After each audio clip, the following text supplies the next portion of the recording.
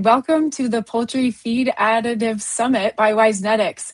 This event has been specifically designed for poultry nutrition professionals, where we're going to discuss the latest updates, and we're bringing you leading experts in poultry nutrition and feed additives to do that. Today, our goal is to provide you with everything you need to know to stay up to date with our latest research in the field without having to leave your home. We believe and we truly hope this event will help you prepare for market challenges. I'm your host today, Dr. Elizabeth Bobeck. I'm an associate professor of poultry nutrition and immunology at Iowa State University. I also serve as a host for the Poultry Podcast show, so check us out over there if you love what you see here today. On behalf of the Wisenetics team, I would love to thank everybody who's joining us. This will be a great afternoon full of knowledge, valuable experiences, and we're so happy to have you with us. I'm speaking from Ames, Iowa in the United States, and I'm sure we have people from all over. So feel free to share where you are right now in the comments, and we would love to know who all is here today. I would like to take the time to thank our sponsors who made this event possible: Barron's, Cobb Vantris, Bin Century, and Cargill. Thank you so much for the support of this programming this afternoon. And last but not least, our speakers. Thank you for coming today. You have a lot of expertise to share, knowledge to bring, and I'm hoping that we get some great questions from the audience. Feel free to use the chat to ask those questions, or if you need any assistance during the time, and hopefully we can get those answered for you at the end of the presentations. Without further ado, I would love to introduce to you our first guest for the day, Dr. Olayinka Olukosi from the University of Georgia, and he'll be talking about amino acids as functional feed additives for broiler chickens, insights from some of their recent investigations. Welcome. It is a pleasure to have you here with us today, and we're very excited to hear what you have to say. Thank you very much for the introduction. All right, so as you can probably tell, we'll be talking about amino acids as functional feed additives for broiler chickens. I'm just going to share some insight from recent investigations. Now, well, we all know nutrition is more than just eating. We don't just eat to meet our nutrient needs, although that's the primary reason why we eat. But nutrition can affect a lot of things. It can affect how you feel. It can affect your ability to fight disease. It can affect intestinal microbial balance, the oxidative stress response, and so many more. But in spite of those roles that nutrients can play, the question is that they are not medicines. But then we have this question, this research question that is also of practical relevance, that can we use nutrition or nutrients to mitigate some of the negative effects of disease-causing organisms? Yes, no, maybe. Well, we're just trying to find an answer. Now, focus will be specifically on amino acids. And historically, we look at amino acids as building blocks of protein, and they are building blocks of protein. They still are building blocks of protein. But we've been looking at them from that lens. And it's on that basis that we categorize amino acids as either dispensable or indispensable in diet formulation. We also derive the order of limitation for amino acids. We have the first limiting, second, third limiting, and so on and so forth.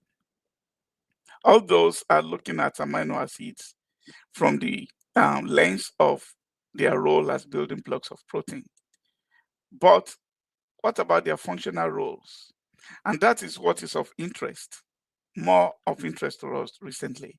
What about the functional roles of amino acids, especially in the promotion of gut health?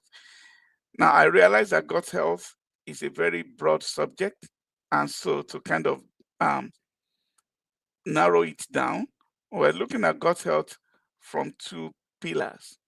So the first pillar is the role of nutrients to support the function of the gut. In other words, to prepare the gut for attack. As you can see in the picture, you have microorganisms that are bombarding the chicken. So nutrition should be able to prepare the animals for that attack. And that is one of the aspects of gut health. But we know that no matter how well the animal might prepare, sometimes even the best defense does fail sometimes. And so if the defense fails, nutrition should still be able to support the function of the gut by helping the animal to recover. They can help restore the function of the system. They help the animal to recover after an attack. So from those two perspectives, we're looking at the functional role that amino acids play. And just to look at some amino acids, of course, this is not an exhaustive list. We are barely scratching the surface. But you can look at some amino acids that are listed here. Glutamine, that's a source of energy for epithelial cells.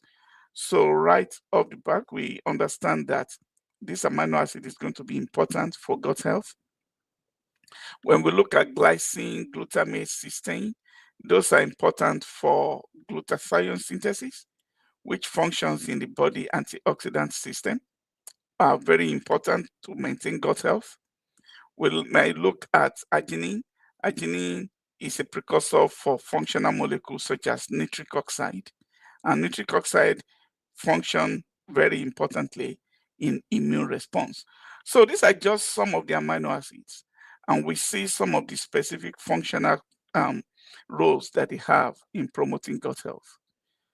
And with that background, I would like to discuss some of the just two of studies that we've done recently on looking at amino acids. The first one is using supplemental arginine and branch-chain amino acids. So branch-chain amino acid, valine, leucine, and isoleucine were used in this. I'm unable to share all the details of the experiment because of time, but basically we can break it down. We have 4 diets that were fed between days 8 to 28. So we have the standard protein diet. That's the diet in which the protein met the recommended level for carb 500. And then we have a reduced protein diet that had a 20 gram per kilogram reduction in crude protein. And we have this reduced protein diet to which additional arginine or branch-chain amino acids were added at 50% above the level that is recommended. Now, although this is reduced protein diet, it's important to note that the reduced protein diet actually add the same level of the indispensable amino acids at the standard protein. The boss were challenged with malaria on day 15, and we were able to break down the periods following the challenge. The first 4 days, the pre-patent phase when the infection was establishing. The next 3 days from day 18 to 21 was when the animals were showing clinical signs. Days 21 to 28 is when the animal was starting to recover. So that's the recovery phase. And then from day 28 to 35, the birds were given one diet, which was the finisher diet. And that was the time that the animal should be undergoing what we can call compensatory growth. The reason for breaking that down is to help us see what the amino acids the diets are doing at these various times. Now you can see in the period immediately following the challenge, that's day 0 to 4 following the challenge, adding in extra arginine, as you can see here, increases the weight gain during that period. Now the diet had no significant effect on feed intake. Now when we go to a period during the recovery, we did not see the effect of extra arginine, but we can see in the last bar there that adding extra branching amino acid increased weight gain during this period that we can call the recovery phase.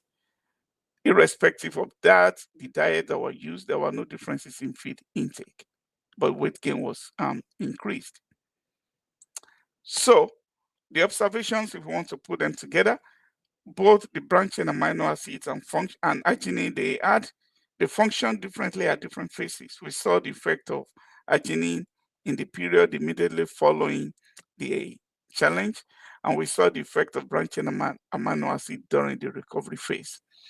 Overall, arginine had a greater positive effect, and some of the effects of arginine were due to the functional roles, not only of arginine actually, both arginine and branching amino acids. Some of those positive effects were due to their functional roles. Now you're asking, how do we know? It's because we look at some of those functional roles. As you see here,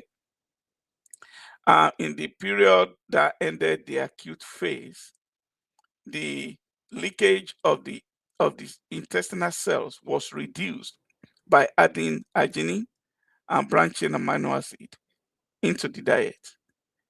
Also, we can see in the in the graph, the second graph in the middle of the slide, we see that adding arginine to the diet significantly increased the nitric oxide production by the macrophage cells. The same thing with adding branch-chain amino acid, but using arginine had much greater effect than what you see when you look at the branch-chain amino acid. But both amino acids specifically increase nitric oxide production compared to the standard protein or the reduced protein with no additional amino acid.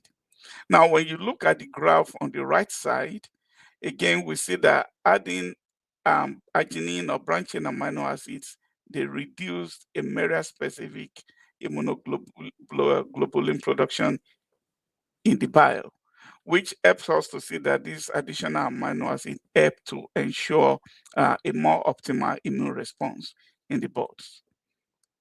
That is in the first experiment. In another experiment, while interested in looking at arginine or glutamine under two different environments. So the environments that were used, as we see here, we have new litter or we have reused litter. In this reused litter, the birds that were raised on a litter that was used in the previous experiment where the birds were challenged with Eimeria. So we have new litter and reused litter.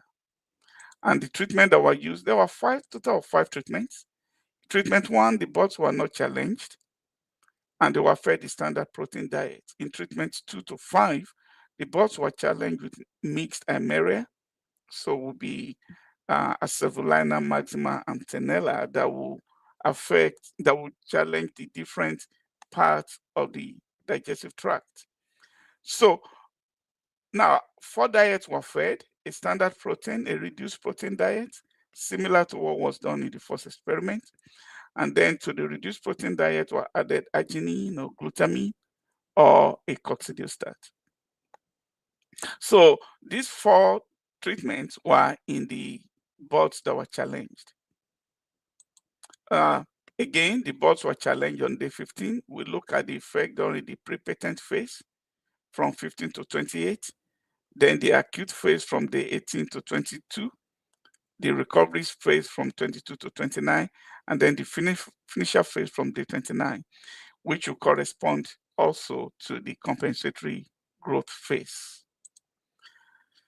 Now, looking at the body weight gain during the pre-patent, up to the end of the pre-patent phase, we can see that adding arginine and glutamine, which is shown in this bar here, we see that adding arginine and glutamine marginally increase the body weight by by day 18. As well as using the coccidiostat, definitely help to improve weight gain and the body weight. Now, you can also see, looking at the right panel, looking at FCR, that FCR was worse in the reduced protein diet, and adding arginine to the diet had some marginal effect of improving FCR to a level that is similar to what you see in the diet with coccidiostat. Now, specifically during the recovery phase, we see again the reduced protein diet reduced body weight gain during the recovery phase. Adding the extra amino acid marginally increased body weight gain during this phase, although not to the level that you saw in the diet with coccidiostat, but it was comparable to that. Now, we again look at some of the functional roles. We look at nitric oxide production. Now, in this case, unlike what we saw in the first experiment, there was no significant difference in nitric oxide, which could be due to the fact that in this case, we're not looking at the macrophage nitric oxide production, but we're looking at nitric oxide in the blood. And also, we're looking at nitric oxide 2 weeks after the infection. unlike what we did in the previous experiment. Either way, there are no effect of the treatment on nitric oxide production, and that's important to note. But digging deeper and using transcriptomics to analyze some of the um, genes that were differentially expressed, that help us to focus on the functional role of the amino acids. And you can see these are preliminary data, but we can already see that when you compare the reduced protein diets with the reduced protein diet plus amino acids, there are some different genes that were differentially expressed. Some were glutamine related, the other one were arginine related. In the upper panel, we see some that are glutamine related, alpha ketoglutarate for proline synthesis for polyamine, as well as glutathione synthesis. In the case of arginine, we have differentially expressed genes that are upregulated, those that are associated with production of nitric oxide, as well as with ornithine. So if we put the observation from the two experiments together, we can conclude that increasing supplemental functional amino acids plays roles in mitigating some of the negative effects of malaria infection. It does not completely correct for the loss in performance, but it definitely they did alleviate some of the negative effects. Now, we can also see we've looked at a total of 5 amino acids, and we can tell that amino acids are not equal. They do not produce the same result, and they do not always produce consistent results. There are many factors that can affect what response you get. Also, some of the supplemental amino acid effects were clearly due to their functional roles, because by looking at the functional roles and some molecules that are synthesized, the integrity of the cell and so on and so forth, we are able to see differences in the role of amino acids. But to cap it all up, there are still some limitations. For example, we do not know for sure how much functional amino acids should be added to the diet. In this case, we've used 50% above recommended level, but it doesn't, the 50% beyond recommended level is not a magic number. Although we arrive at that by comparing previous research, and but we cannot say that that's the optimum level. But also we can have unintended consequences, such as disrupting the ratio of amino acid in the diet. And some of the amino acids are clearly not cheap, so there are associated costs. And the impact of the supplemental functional amino acid may differ depending on the dietary protein content. Nevertheless, it is clear that using amino acid as functional feed additives does have beneficial effects. And on that note, I would like to thank you all for listening and to acknowledge some of those that have been working hard to make those presentations possible. Thank you. Ah, that was wonderful. Thank you so much for your presentation. There are a few comments from the audience, and I've got some of my own, so I'm hoping you can answer a few things. A question that I have, and someone else in the audience did as well, is how important is the timing of the amino acid supplementation? So, well, definitely it is very important. Although, in this case, we've looked at what happened during the challenge, and we've also looked at what happened in reduced protein diets. And typically we start feeding the reduced protein diet from day 8. However, since we are interested not just in what happens afterward, we want to prepare the animal for what will happen in the future. So it is important that the extra amino acid is fed so that it kind of prime the bots for whatever they may face in the future, because it's not like a medicine that you use to treat a disease. Yeah. So I think in terms of timing, it's beneficial to have the additional supplementation prior to an anticipated or known challenge that might exist in a particular facility. Does that sound right? That's what I think would be the proper approach. You kind of mentioned this in your presentation. Of course, the balance of the amino acids, kind of changes when you add an additional amino acid above recommendation.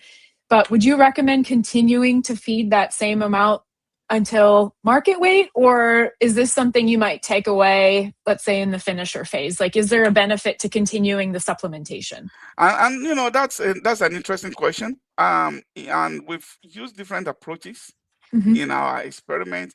There's one where we drilled the extra amino acid in the finisher phase, and another case we use it up to the end of the finisher phase.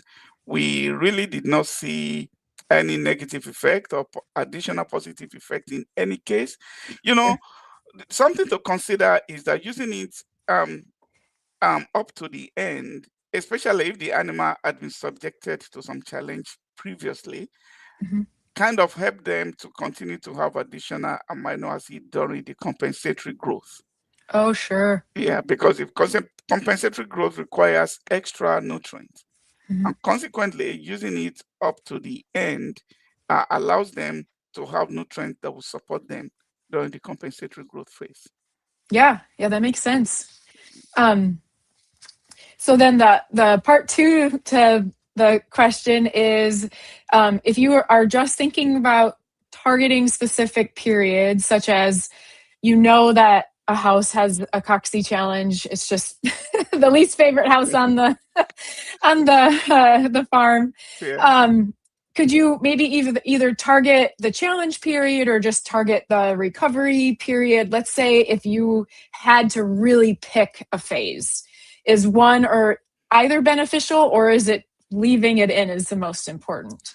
I think leaving it in is most important. However, if we are interested in targeting a specific phase, recovery will be important. Recovery and compensatory growth phase, because having additional nutrients when the animal is actually undergoing a disease challenge is not necessarily the best thing to do. Because although we know immune response requires extra energy, that is true, but having additional nutrients is not necessarily beneficial overall when the animal is trying to fight diseases. But clearly, during the time that they are recovering and compensating for previously lost growth performance, they would definitely benefit from extra nutrients that can be supplied. Yeah, that makes sense.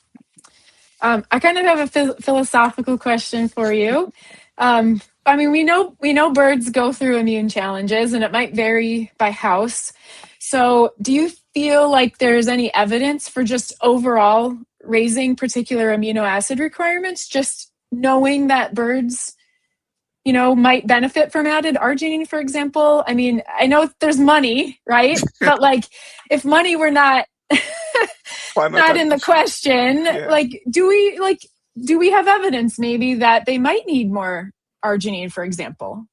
Arginine is the one that has shown the most consistent beneficial response. And I think it is clear why this is the case, because of the role of arginine in nitric oxide synthesis. I mean, we know the other amino acids also have functional role, but the fact that arginine has shown consistent response, and even in production setting, there is an argument that can be made for, maybe using additional arginine is not a bad idea. If the economic return is going to justify the economic input. Yeah, that makes total sense. Thank you. Well, thank you so much for talking to us about your work with these specific amino acids. I feel like we had some really, really good audience questions, and I feel a little more learned about this topic. So thank you. Thank you very much. Thank you for having me. You're welcome. We have our next speaker coming on up. After this speaker, we will have a break, but right now we'll have one more. We have our next guest, Jordan Struder from Barron's. She's going to be talking about identifying probiotics for broiler performance and intestinal health based on tests of 3 different combinations of probiotic bacteria.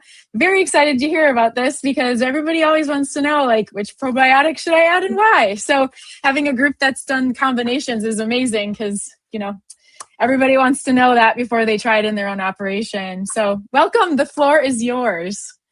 Thank you so much for that introduction, Dr. Bobek. Yeah, very excited to be talking about some probiotics, and thank you to everyone for joining virtually. And like Dr. Bobek had said, my name is Jordan Studer, and I am the Technical Service Specialist for Barentz Animal Nutrition. So before we get into the meat and bones presentation, I wanted to take a few seconds just to talk a little bit about Barentz as a company. So we are based over in the Netherlands, and we were founded in 1953. We're present in over 70 countries, dedicated to more than 25,000 customers, and have a global team of more than 2,500 employees. We are organized into 4 regions, those being Europe, Middle East, and Africa, North America, South America, and Asia Pacific. And within those 4 regions, we have 5 operating divisions, being human nutrition, pharmaceuticals, personal care, performance materials, and animal nutrition. And as you can probably guess, I am representing the animal nutrition division for Barentz North America. We are based in Woodbury, Minnesota, where we have a large commodity business. We move large amounts of 21% phosphorus, feed salt, sodium bicarb, and urea, but we are also expanding more into the feed additive space. We have been the exclusive distributor of Smizyme phytase for around 10 years in the market. And if you've listened to some of my other Wisenetics podcasts, we are the distributor for a natural alternative to choline chloride, Choline Plus. But today, like Dr. Bobek said, I'm excited to talk a little bit about some probiotics. So I first wanted to give a little bit of background into probiotics in poultry production. And probiotics are defined as live microorganisms that, when fed, confer a health benefit to the host. Due to increasing concerns of antimicrobial resistance, that did lead to some restrictions and bans of antibiotics and antibiotic growth promoters. The European Union outlawed the ban of growth promoting antibiotics, and as such, kind of due to consumer demand, the industry began to shift away from antibiotics. So there was a need for a natural alternative to maintain bird health, performance, and efficiency. So for modes of action, their probiotics kind of work in 2 main ways, those being competitive exclusion and immune system modulation. So via competitive exclusion, certain probiotics can produce inhibitory compounds called bacteriocins. Now, what bacteriocins do is they are able to poke holes in the cell membrane of potentially harmful bacteria and force the interior contents of the cell into the external environment, which is going to kill the pathogen that way. It also prevents adhesion of pathogens to the epithelial wall of the intestine, and it outcompetes pathogens for nutrients. So in any environment, there's going to be a finite amount of space and a finite amount of resources that's going to be able to sustain life. And probiotics are able to take up space and nutrients from these potentially harmful bacteria and really exclude them out of the environment. Now, for immune system modulation, it's been very well documented that certain probiotics enhance barrier function. So your gut barrier is going to be the first line of defense of the immune system, and probiotics are able to kind of reinforce those tight junctions and make sure that harmful bacteria isn't able to enter into the small intestine and get into the bloodstream and kind of circulate throughout the body. And they are also able to enhance both innate and adaptive immunity. And finally, through this, probiotics are able to help establish and maintain a healthy microbiota population within the gut. In any animal, in broilers and pigs, in cattle, most of your immune system is going to be living in your small intestine. So it's important to have a healthy and established population to have a system that's better prepared to fight potential challenges. Probiotics can also help improve the digestion and absorption of nutrients through secreting specific digestive enzymes. And again, through competitive exclusion, they are able to reduce the colonization of pathogenic bacteria. And all of this is really helping support bird growth and efficiency. So there are various different types of probiotics, but the two that we're going to be talking about today are Bacillus subtilis and Bacillus licheniformis. So the Bacillus species as a whole are these spore-forming bacteria that are really able to withstand very extreme environments. So when we think about, the pelleting feed conditions that we have in poultry production, the Bacillus probiotics are able to withstand those high temperatures and really get into the feed and get into the lower intestinal tract of these birds where they have their main modes of action. So in this graphic here, I kind of have the bird small intestine separated into the duodenum, jejunum, and ileum. And the Bacillus subtilis is going to be these little green microbes here, while Bacillus licheniformis is going to be the blue microbes. So you can see where they're kind of active at most within the intestine. So Bacillus subtilis is going to be more active in the distal intestine, so more so in the jejunum and ileum. And Bacillus is kind of considered an overall microbiome modulator that's really going to have the main mode of action of competitive exclusion. In the jejunum, it's going to be creating a healthier environment for nutrients to be absorbed, as that's your primary site of nutrient absorption. And then in your ileum, it's going to be outcompeting potentially harmful bacteria, as bacterial populations will be increasing as we move further down in the intestine. For Bacillus licheniformis, it does tend to be more active in the duodenum versus subtilis. But Bacillus licheniformis is able to produce more digestive enzymes so that feedstuff are able to be broken down a little bit more before they go on to then get absorbed in the jejunum. It's a very good supporter of barrier function, which is, a main mode of action like for probiotics, like I had said in the previous slide, and it has been shown to be effective against E. coli. However, not all probiotics are created equal. Probiotics are extremely strain specific, and different microbial species of even the same strain are going to have distinct characteristics. So benefits that we see with one strain of Bacillus subtilis or Bacillus licheniformis, we may not be able to see with another strain. The modes of actions are going to be very different between strains and substrains of the same probiotic. There's going to be differences in antimicrobial compounds produced, differences in immune system response, and differences in barrier function. And this is widely seen, these differences in responses throughout literature. The results are going to be dependent on bird species, age, diet, environment, and also disease pressure and probiotic dose. So not only do we see this in literature, but we can also kind of see results vary within the field, looking at, same different strains of probiotics. So with all of that in mind, the objective of this study was to evaluate 3 different combinations of probiotics on broiler performance and microbial populations in a commercial setting during a coccidiosis challenge. So starting out with materials and methods, I do first want to say that this was ran at a commercial site in North Carolina, and all birds used in this study were Ross 708 males. So we had 4 treatments, the control treatment obviously receiving no probiotic, and then treatments B, C, and D, each receiving a combination of Bacillus subtilis and Bacillus licheniformis. And there was some previous research done with these specific strains, both in vitro and live bird performance. So that was the reasoning on why we specifically selected these combinations of strains in order to kind of be complementary to each other. We had 15 replicates per treatment and 50 birds per rep for a total of 750 birds per treatment. And all probiotic treatment birds received 150,000 CFUs per gram of feed for the dose of the probiotics.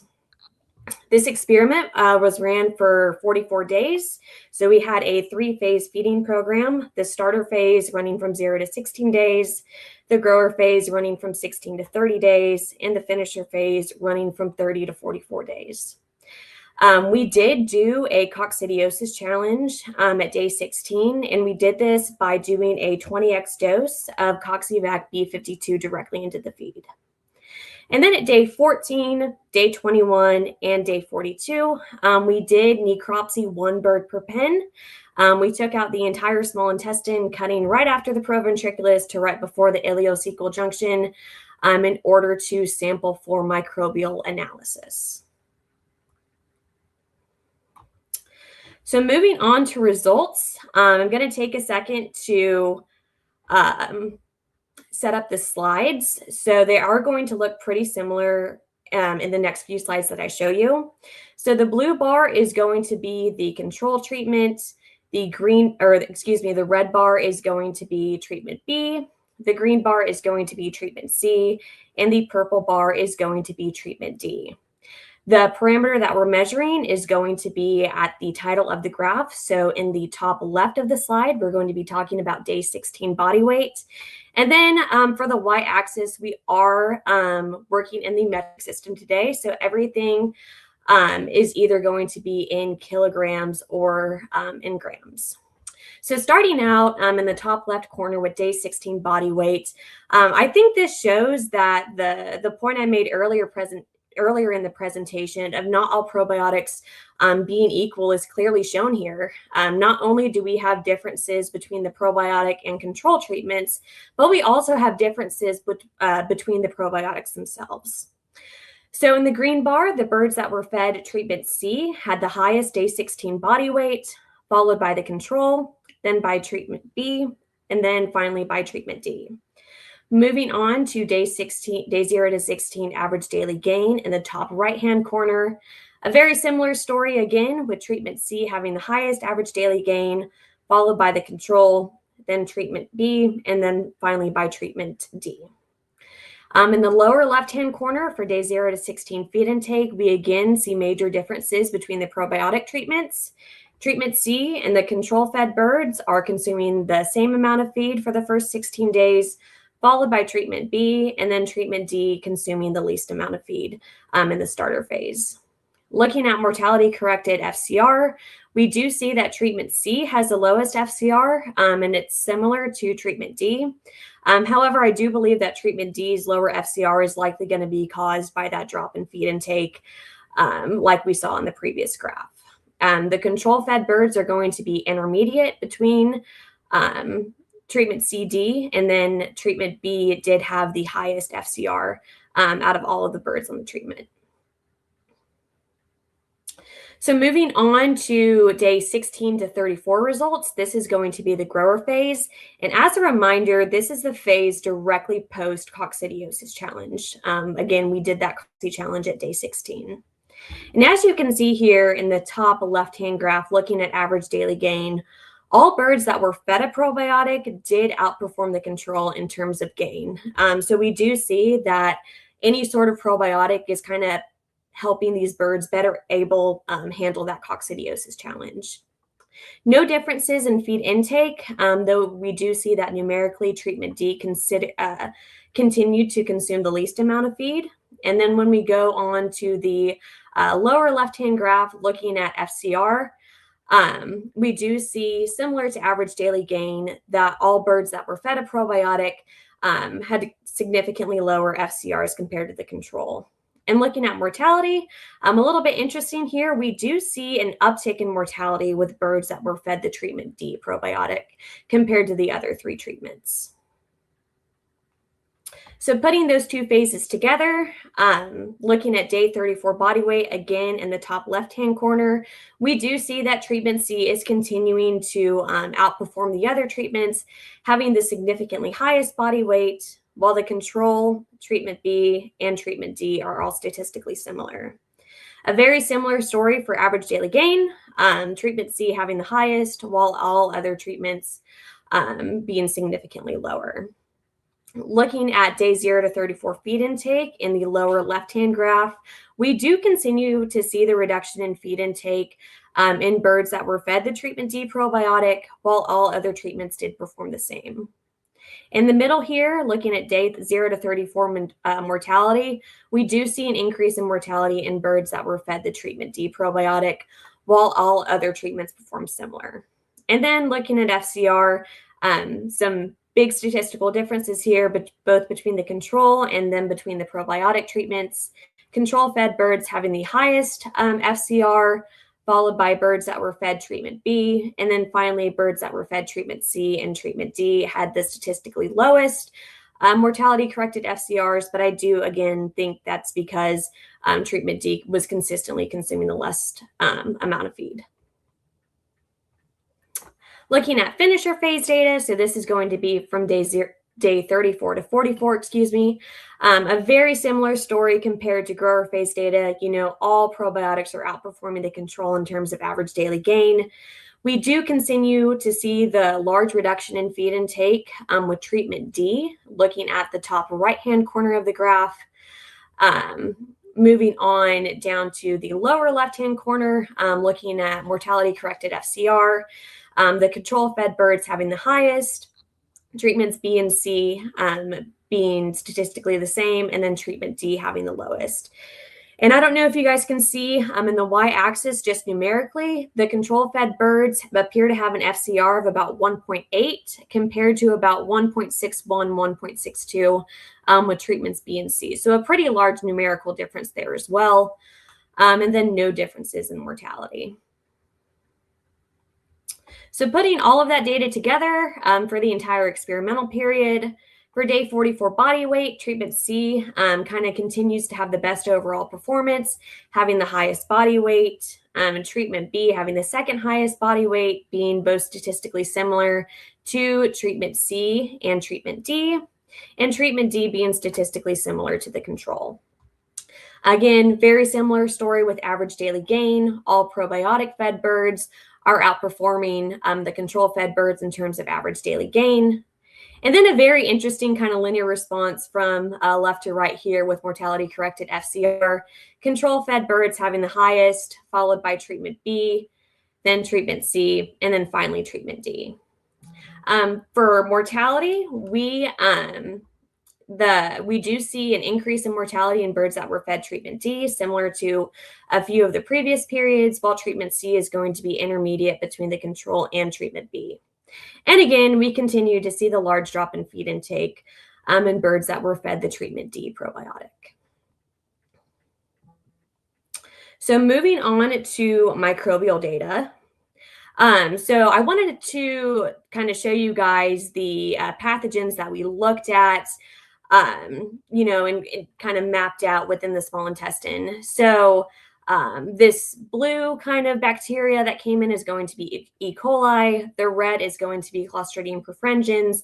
And then the purple kind of longer chain ones are going to be Clostridia. And if you remember from the previous slide, so the Bacillus subtilis and Bacillus licheniformis are going to be in the same area where those pathogens generally are.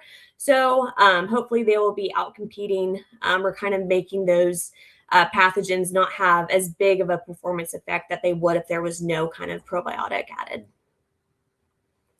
So starting out with total E. coli counts, again, we sampled at day 14, day 21, and day 42, and we took out the entire small intestine from duodenum to the ileum. So no differences in E. coli counts at day 14, starting at the left-hand side of the graph, and then no real differences at day 21 either. Maybe a little bit of significant differences or a little bit of differences in treatment B.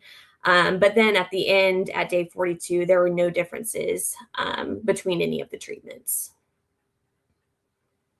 Avian pathogenic E. coli, the way this was selected is that E. coli strains had PCR ran on them, and virulent genes were detected. And if any of the strains had two or more of those genes, they were classified as avian pathogenic E. coli. We do see a slight reduction between treatment C and treatment D at day 14 in avian pathogenic E. coli. And then we do see a reduction in birds that were fed the control treatment compared to any of the other probiotic treatments at day 21. However, there were no differences at day 42. For total Clostridia counts, no differences at day 14, very minimal differences at day 21. The control-fed birds did have significantly lower Clostridia counts compared to birds that were fed treatment D, with treatment B and treatment C being intermediate between the two. But similar to the previous two microbial counts, there were no differences at day 42. And finally, moving on to Clostridium perfringens. no differences at day 14. Significant differences between the control and treatment B at day 21, with treatment C and treatment D being intermediate, and then no differences at day 42. So in conclusion, treatment C did exhibit the highest body weights in every period and overall. The treatment B probiotic showed the highest FCR in the starter phase and had a higher FCR compared to the other two probiotics from 0 to 44 days. And all probiotic treatments outperformed the control treatment in terms of mortality-corrected FCR from 0 to 44 days. The birds that were fed the treatment D probiotic consistently consumed the least amount of feed throughout the entire experimental period. And all probiotic treatments showed better performance directly in that post-challenge grower period that was going to be from day 16 to 34, as exhibited by better average daily gain and FCR. And it does appear that treatment C appears to have the best overall performance across all periods. And few differences were noted in microbial levels between the treatments, though treatment C had the lowest level of APEC and Clostridium perfringens at day 14. So with that in mind, I am happy to announce that we will be introducing Barent's probiotic into the market. That is going to be treatment C that I showed you in the previous slides. And it is a 2-strain Bacillus subtilis and Bacillus licheniformis product proven to have improvements on bird health and performance. So thank you all for taking time out of your afternoon. Thank you to Wisenetics for putting this on. And I'd be happy to answer any questions. And if you don't get the chance to ask me a question here, my email is listed below. Thank you so much. That was wonderful. I love seeing commercial data. They're such hard trials to run, right? Because the barn characteristics can kind of change outcomes. Yes, definitely. You never know what to expect, so it kind of makes things fun. Yeah, so I was kind of wondering, did you have an idea of the facilities that you were going into? Some of them just typically always have a problem. I mean, there's kind of like high health and low health vibes that come from some of these barns. So were you able to kind of match those in terms of just like these kind of seem similar in terms of disease challenges and responses across flocks over time? You know, because like it's like, what if the barn just was like, hey, no, I'm gonna cause these outcomes because it's the direction it's facing, or it's the barn on the end, or something like that, you know? So we were able to specifically select the research barn in terms of disease challenge. That's why we wanted to do the Coxie challenge within the experimental design. So at least we were getting some sort of consistent challenge between treatments overall, but we weren't able to select a specific barn. Yeah, I mean, commercial research is absolutely needed, but that can be such a hard, hard thing, but it's real, right? Yes, definitely very real world. Yeah, so we have some really good audience questions. What is the biggest advantage of combining the complementary probiotic strains? Yeah, I think the biggest advantage would be, according to the graphic that I showed, they're kind of targeting different areas of the intestine. Bacillus licheniformis and Bacillus subtilis are kind of a combination that have been used in other commercial probiotics and tend to work really well. So I think there are complementary modes of action between the competitive exclusion properties of Bacillus subtilis and the immune system barrier function properties of Bacillus licheniformis. And they are kind of working in different areas of the small intestine. So we're kind of getting a whole small intestine approach by feeding these two probiotics. Yeah. So your team evaluated a bunch of different probiotics, and it can be hard to choose, right? Because you have so many conditions they go into, and they all have specific activities and that sort of thing. So what should the focus be on? Should it be peak performance? Should it be maintaining efficiency during a challenge? Or is that something that is just passed on as a caveat to the probiotic? Because there's so many opportunities, I think it could be, kind of customer producer specific. If your focus is maintaining peak performance, or if you happen to have like a very health challenge flock, I think that could be dependent on, your specific situation. Yeah. So these probiotics can be basically, used in the wild, I'll call it, right? Outside of the research. So how could you help a producer, like what calculations could they do in terms of like ROI or EPI, like how do you know if the change you've made helps your flock? Like, should it be mortality based? Should it be FCR based? Like, what are your suggestions? Yeah, I definitely think, it could be mortality based. Obviously, like if you're going to have, healthier birds not getting sick as often, you're going to have a better ROI. We did not look at ROI in this specific study, but I would, challenge producers and customers to, look at FCR, be tracking, what their birds are doing, tracking before and after probiotic supplementation to really kind of create a situation that's best for them and see if the return on investment is going to be there. So if a producer says, hey, I want to test your probiotic, what are your parameters? Like, I know you've got to have it in there for multiple cycles, right? Because we've got different challenges and they can be in different locations across the world. So what is your best practice if someone wants to try a probiotic?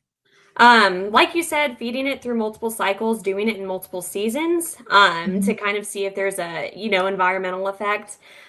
Just kind of looking at overall performance, obviously FCR, but then looking at, pounds of meat that's going to the plant, because that's, going to be your moneymaker, how much, pounds of chicken you're delivering and getting out of the plant. Also some food safety parameters. So if you have lower counts of Clostridium, E. coli, Salmonella, like I had said, so those those are kind of general, but those are parameters that I would suggest. Yeah. So you brought up a really interesting point with, the APAC and just things that might derail an operation, right? Mm-hmm. Do you feel like in some of the cases in your research data, it kind of narrowed the standard error? We're never going to wipe these things out, right? Because the birds are so happy to carry these food safety bacteria. But do you call that a win? I mean, even if you can't numerically reduce the population, because we're talking about the log scale, do you think that it is a win just to get a tighter cluster of overall reduction with that standard error dropping? Because I feel like yes, but commercial operations might feel different. I definitely, raising animals and just, animal production in general does have a lot of moving parts. So if we're able to kind of standardize something and reduce that margin of error, like you said, to try to be more consistent between flocks and consistent between farms, that definitely is a win. Yeah. Well, thank you so much for chatting with us today, and also for your group being a sponsor. There was one kind of like point of order question, and someone was wondering if there is an animal nutrition segment in Barents, Philippines. I would have to double check. I would think so. I would guess so, yes. But I would have to double check that for you. Yeah, the global thing can be hard to keep track of. Yeah, definitely. But good to know, because if someone thinks your company is awesome, they could be a future employee. So yes, exactly. Gosh, well, thank you so much for talking with us. This was really informational, and I love seeing these commercial trials because they give really good data back. So we're going to have a break right now, about 10 minutes. So if you want to get up and do some jumping jacks, stretch your legs and move around, get some water, grab some coffee, all those things, that would be great. But before we go, I want to thank our sponsors again. We have Barents, Cobb Vantris, Vincentry, and Cargill. Thank you so much for making this possible, and we'll see you in about 10 minutes.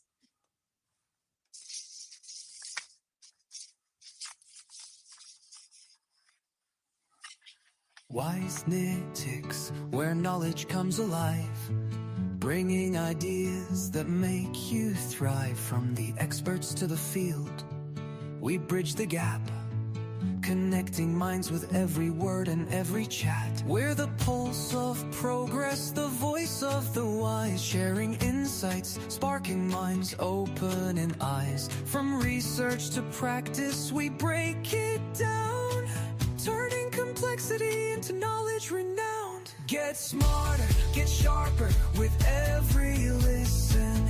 Ideas that grow, perspectives that glisten. From the lab to the farm, we're making waves. WiseNet, it's where the future is paved.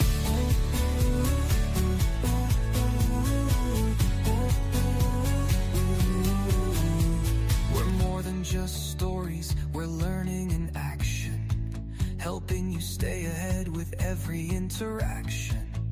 from the ground up. We build the flow. Wisenetics, the place where knowledge grows.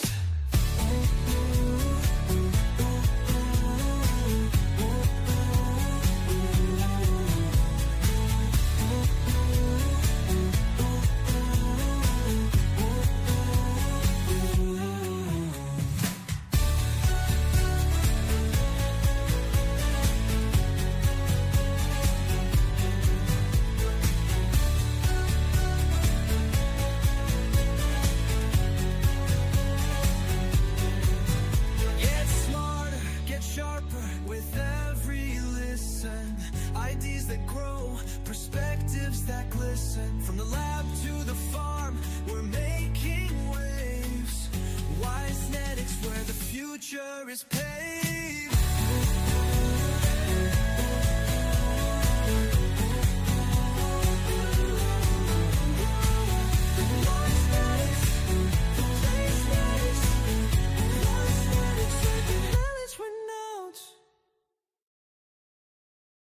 Wisenetics, where knowledge comes alive.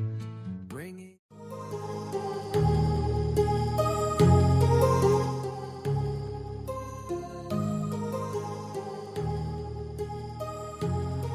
my heart rages around like an ocean in my head, because there are so many things that I left unsaid.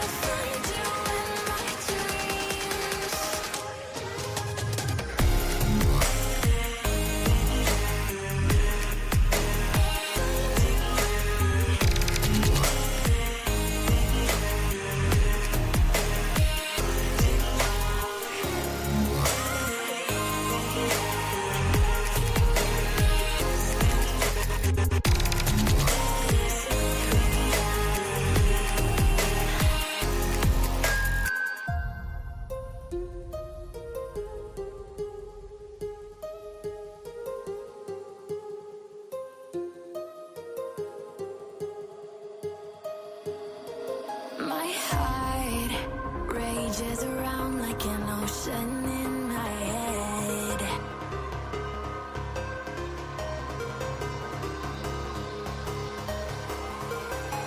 I can almost feel you walking in the distance, but I know that it's not reality. If you are echoing around inside these parallel dimensions all alone, know I'll find you in my dreams. I'll find you in my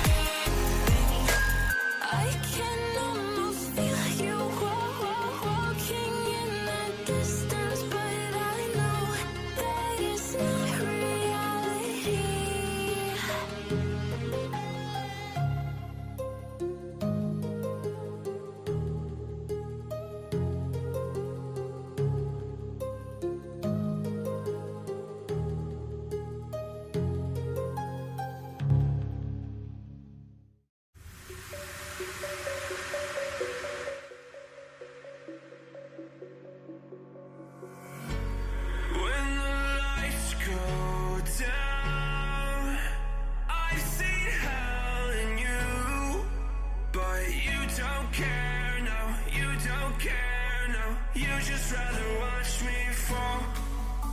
From a quarter mile, I can see you at the call. Think about it, ring won't tell you what I saw. When you break it off, you'll see who had it all. You had it all.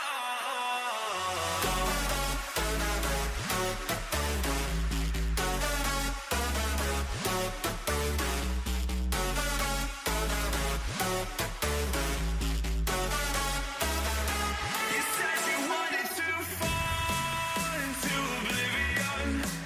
Forget about the world we're living in. Fall into oblivion, oblivion. Oh, going fall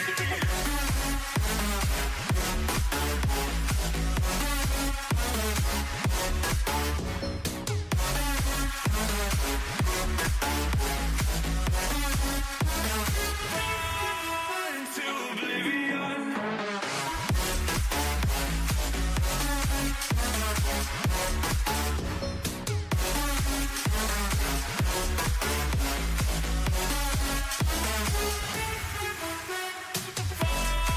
Into oblivion. Forget about the world we're living in. Fall into oblivion, I'm going on.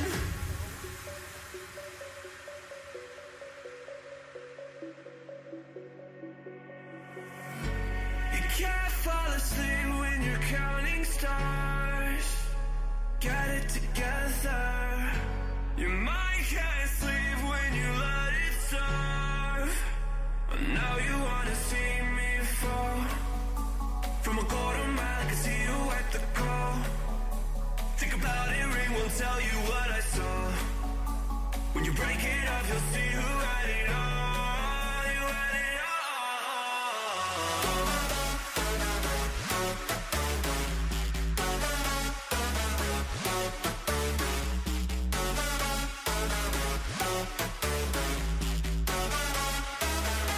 You said you wanted to fall into oblivion. Forget about the world we're living in. Fall into oblivion, oblivion. Oh, going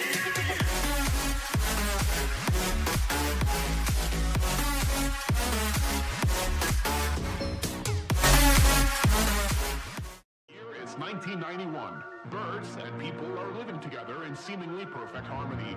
Until one day, a young man catches fire. This is Phoenix.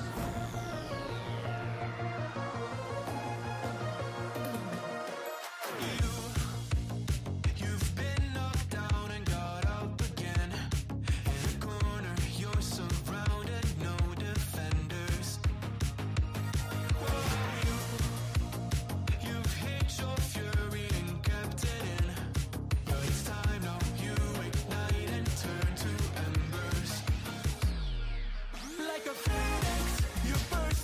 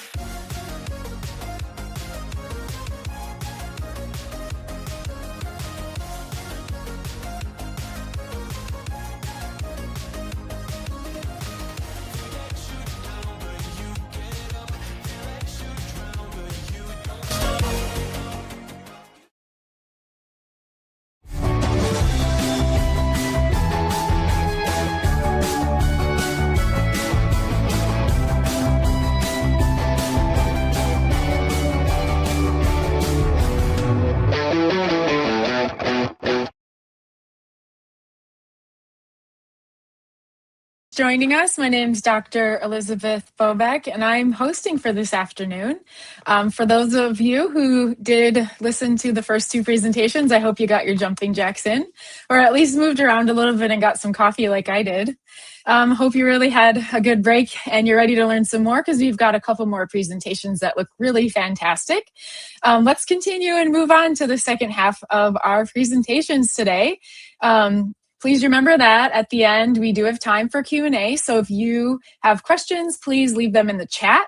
If you're now just joining us, please let us know where you're coming from. Again, I'm here in central United States in Ames, Iowa. So I love seeing that we've got an international audience. That's really awesome. But next, I would love to welcome Andrew Catlett from Cobb Vantress to talk about modern feed additives and poultry nutrition. Welcome. I'm very excited to hear from you. Hi, good afternoon. Thank you very much.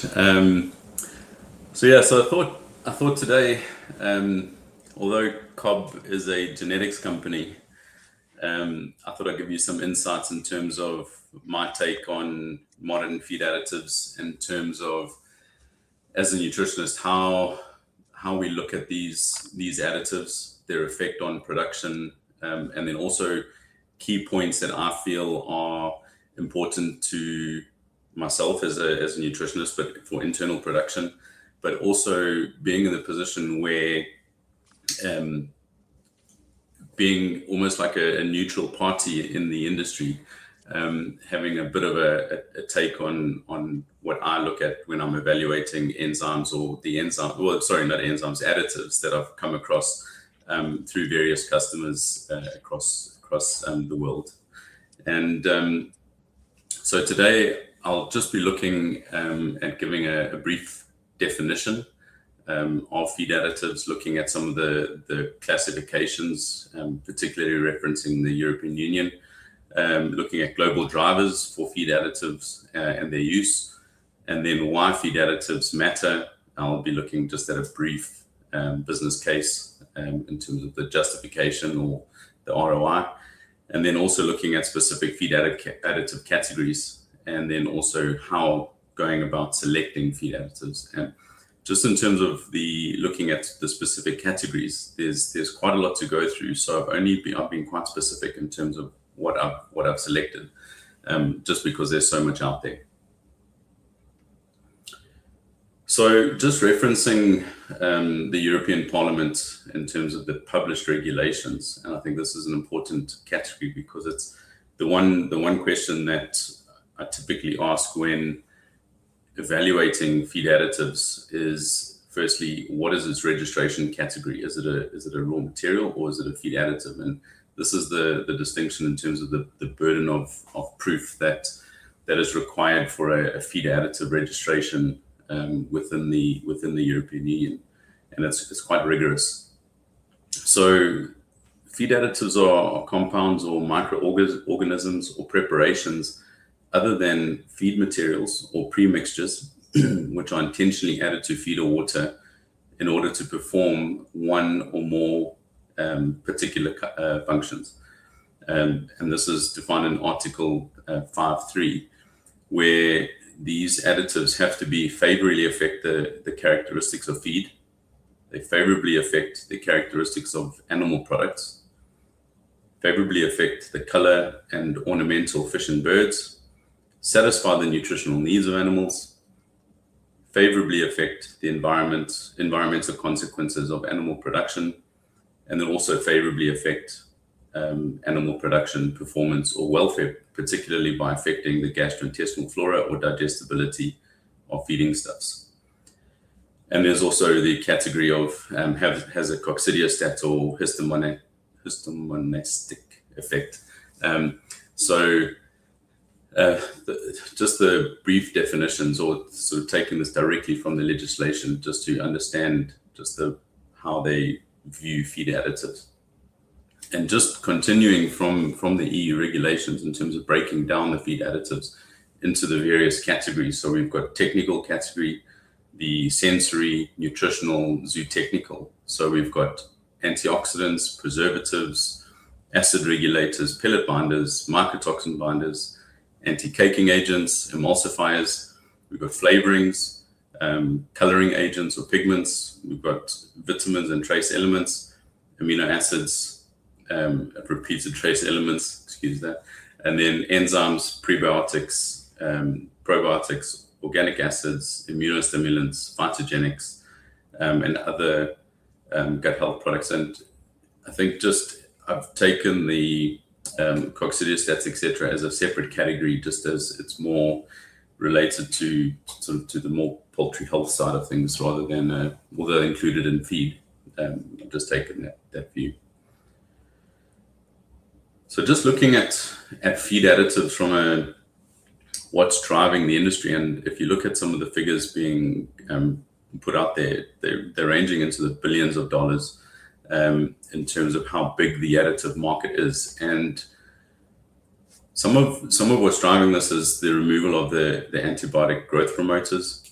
So we've got regulatory bans. There's also then antimicrobial stewardship, which necessitates alternative solutions. And because of the European ban on antibiotics, there's other countries globally that are actually looking at it or have banned antibiotics in feed. So there's always the question about, okay, well, what happens if antibiotics are banned in our country? And what is our strategy going to be? We're then looking at, from gut health challenges, there's pathogens, dysbiosis, coccidiosis, necrotic enteritis, pressure. There's the finite resources of phosphorus. So we have to, it requires improved availability. There's also the consumer demand for natural, safe, and sustainable poultry production. And then also the environmental sustainability, so reducing phosphorus and nitrogen excretion, greenhouse gas emissions, as well as improved resource use. And then also from a feed cost volatility point of view, we also then need to start maximizing the nutrient utilization and feed efficiency of the birds that we are feeding. So if we look at it from a feed cost point of view, it's about 65 to 75% of the total production cost is related to feed. So any small improvement in FCR, nutrient utilization, can have the potential to deliver large financial returns back to the business. So why feed additives matter, just from a brief business case point of view. And if we look at from a base of production, we have feed quality, palatability, as well as gut health, nutrient utilization, the release of bound nutrients to improve digestibility, lowering risk, so to support health, mycotoxin mitigation, nutrient protection, and then higher profitability, so improved FCR growth, egg production. And just a brief, my old boss used to call it the back of a cigarette packet calculation. But if you look at what a 3-point improvement in FCR on a 2.5 kilo broiler saves you, so you're looking at about 0.075 kgs of feed per bird, and at a feed cost of just over 37.5 cents per kilogram, that equals to almost 3 cents per bird. And if you're looking at multiplying that up to 1 million birds that you're processing, that's a potential saving of $28,000. So these little increments slowly add up, and then as you scale production, so when you go into 2, 3, 4, 5, 10 million birds, your return is actually quite significant. So like I said, small biological improvements can create large returns. So just looking at technical feed additives. So these are important for me in terms of the internal feed that we produce, in terms of preserving feed quality and stability, protecting nutrients from degradation, mitigating against mycotoxin risk, and improving pellet quality and reducing fines. And the pellet quality is actually particularly important, and I'll go into that in a little bit more detail. So the key additives here are your antioxidants, mycotoxin binders, pellet binders, and acidifiers for feed preservation.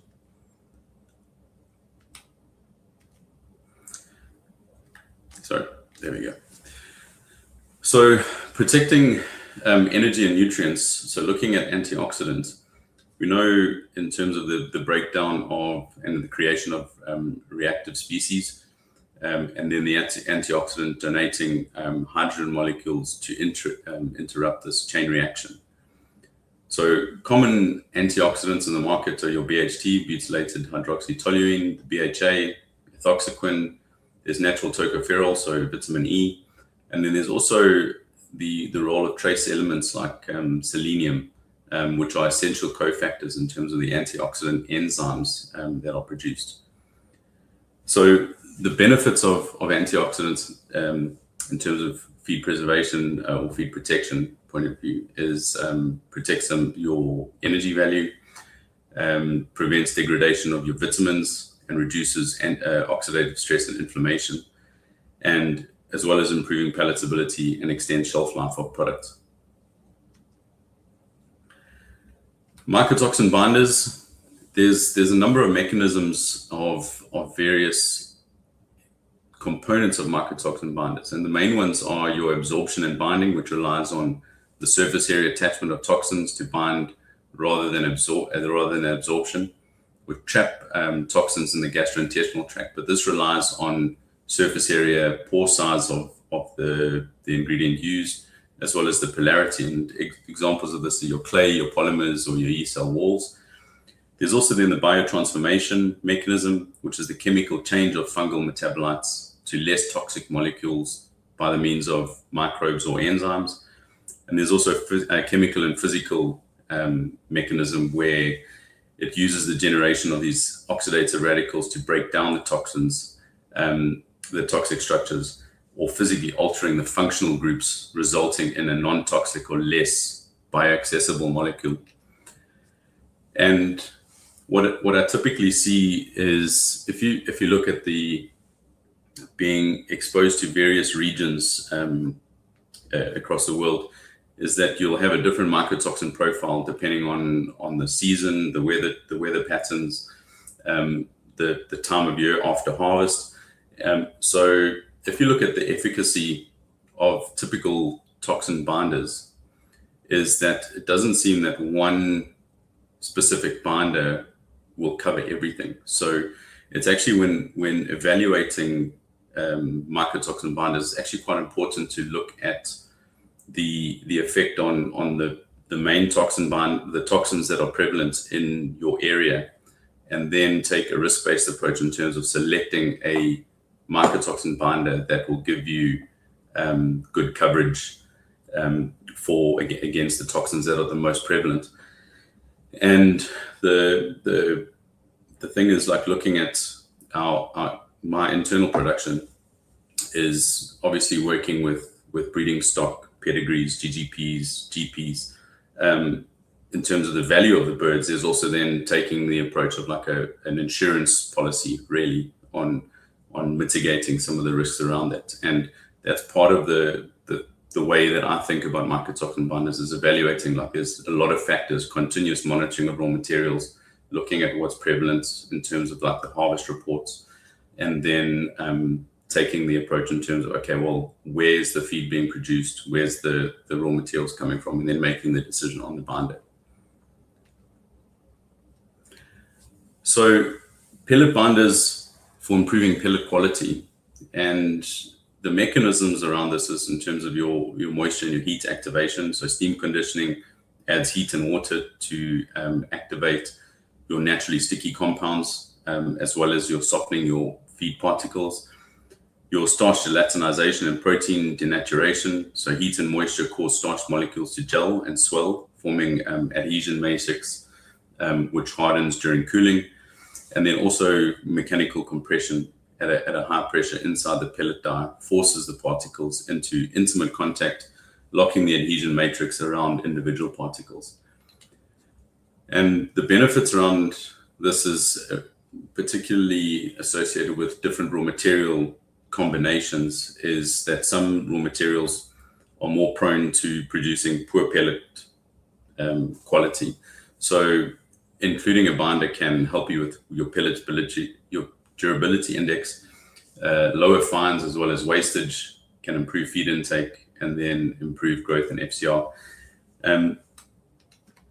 And then common pellet binders is your lignosulfonates, your guar derivatives, as well as other plant-derived binders, clays and mineral binders.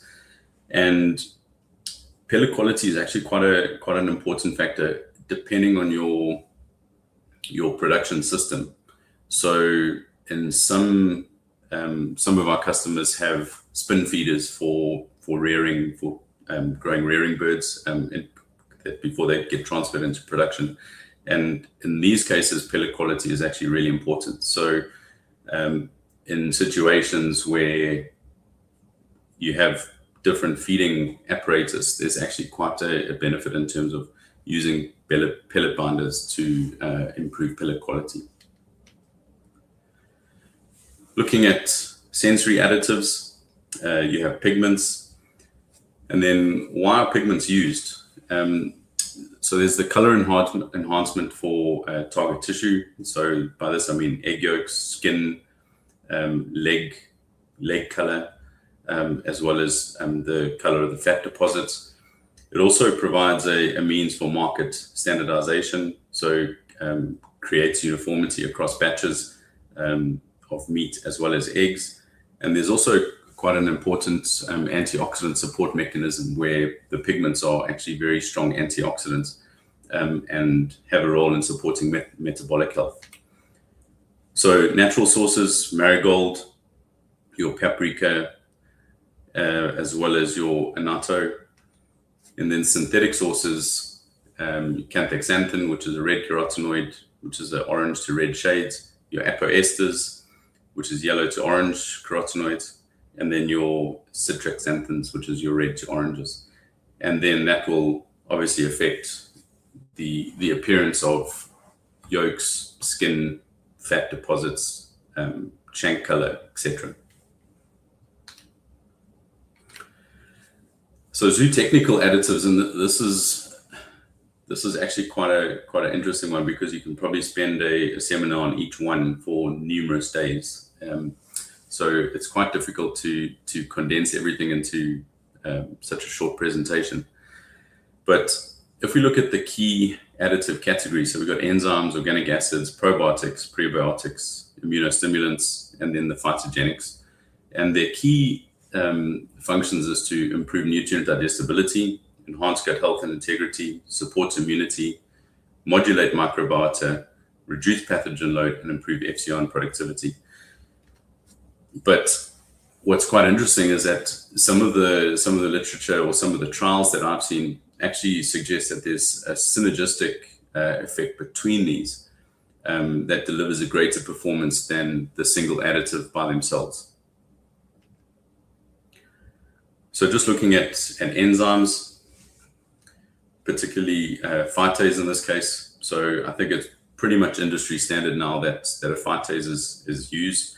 And it's to basically unlock the phytate P that is bound up in each of the raw materials.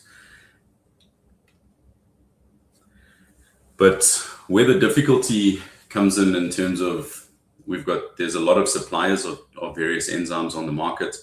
And if you look at the various producers, each of them gives a differing matrix of their enzyme. So it becomes quite important when evaluating this in terms of like delivering your available phosphorus.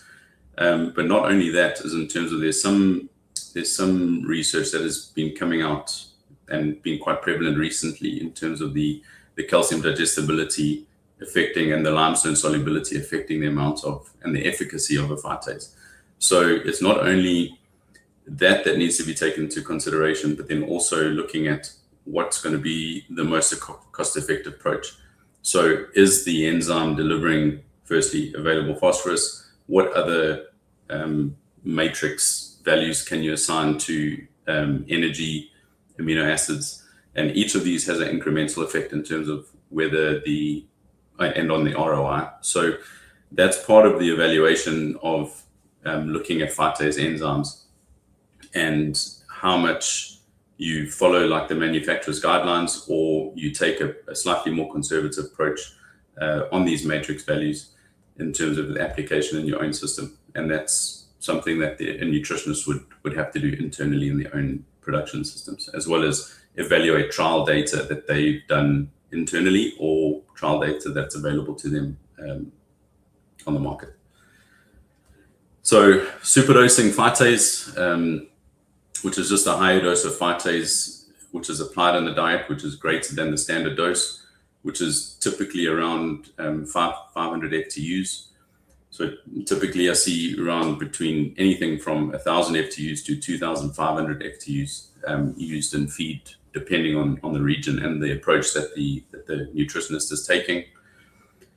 And then the superdoses also then to increase the amount of phytate degradation and the amount of phosphorus release, as well as improve bird performance. But there's considerations that need to be taken into account. The amount of substrate that is available with the raw material mix from the formulation, as alluded to in the previous slide showing the amount of phytate P, as well as the nutrient matrix. So when evaluating the matrix, it's not a linear, it's more sort of tapers off, and you have a diminishing return in terms of the amount of phytase added and the smaller increments that you actually return in terms of looking at the matrices being assigned to that enzyme. So carbohydrate enzymes, and this is quite interesting, because not only do I see your standard corn soy diets, but I'm exposed to wheat, sorghum, in some areas, triticale. So, and each of those different raw materials have different combinations of non-starch polysaccharides. So there's the endosperm, which provides most of the starch and the energy component. The oleron, the bran, provides some protein and some of the xylans and beta-glucans. And then the seed coat of the hull is your cellulose, hemicellulose. And each of these non-starch polysaccharides has a enzyme that can be applied. So depending on my selection of carbohydrates is based on the raw materials that are available. So in instances where I have a high portion of maize in the diet, I wouldn't only be looking at like a xylanase, beta-glucanase. I'd also be then looking at the debranching enzymes, or a cocktail of enzymes, including like the arabinofuran oxidase, just because of the structure of the xylans and the arabinoxylans, and in terms of how they're structured, depending on which raw material you're looking at. And that's a seminar by itself. So when looking at carbohydrates, I take a very different approach to depending on which raw materials are available in that region or with that customer. And again, similar to what you see with phytases, that each NSP enzyme producer has their own matrix. And often it's the question is, well, actually, how do you apply the matrix in combination with the phytase? Do you want to take a sparing effect on the energy sparing effect on one or both? And the thing is, sometimes you do see that an over-aggressive approach where the enzyme is being overestimated in terms of the amount of energy that it's releasing. So you can probably I'm a little bit more cautious in terms of the amount of matrix that I assign to different enzymes, depending on, like I said, on the region and the raw material mix that I have. So protease is quite an interesting one, because again, depending on the region that I'm working in, I can see really good quality proteins or really poor quality proteins. And so the response of a protease can be quite variable or difficult to quantify. But the principle is to eliminate excess protein or poorly digestible amino acids, or make those amino acids more digestible. So examples of this is your overheated soybean meal, poor quality meat and bone meal, the use of DDGS, so distillers dried grains and solubles, with variable digestibility. And adding in the protease then improves the amino acid digestibility of those raw materials. And this then eliminates nitrogen via, well, excess protein. You have to eliminate nitrogen via the kidney. Excess nitrogen must be excreted through uric acid. So deamination and uric acid production requires energy. So reduce net energy efficiency and more water is required. The diuretic response, so increase in water consumption and excrete more water through the kidneys, which gives you wetter litter. And then also the excess protein is also the increase in pathogenic bacteria, where undigested protein reaches the hindgut, provides substrates for undesirable bacteria like Clostridium perfringens, which then causes gut damage and increases inflammation. So protease is quite a useful tool in terms of reducing the amount of variability that you see in the protein quality. And again, I take an approach where, depending on the region and the quality of those proteins, whether I'll be using a protease or not. Moving on to organic acids, and there's quite a list of organic acids available, and so there's coated and uncoated, and but I think what I typically look at is, when I'm evaluating organic acids, is looking at the dissociation constant, so the pKa value. And this is quite important, especially when you look at when you're selecting these acids. So an example is an acid with a pKa value of 4.8. And if you look at the amount in the acid form, okay, so at a low pH, there's still the acid is not dissociated. As the pH increases, the amount of dissociation increases. So that is quite important. So when you're looking at a low pH, it's mostly undissociated acid. Where the pH is equal to the pKa, you've got about a 50% dissociation, and then a pH greater than the pKa, which is then a mostly dissociated acid. And why is this important? Because the organic acids used as feed additives, so for example, like your formic acid, propionic, butyric, lactic, the dissociated form is generally considered the antimicrobial form, because it penetrates the bacterial cell membranes. And just for practical application, for every 1 unit of pH below the pKa, about 90% of the acid is undissociated.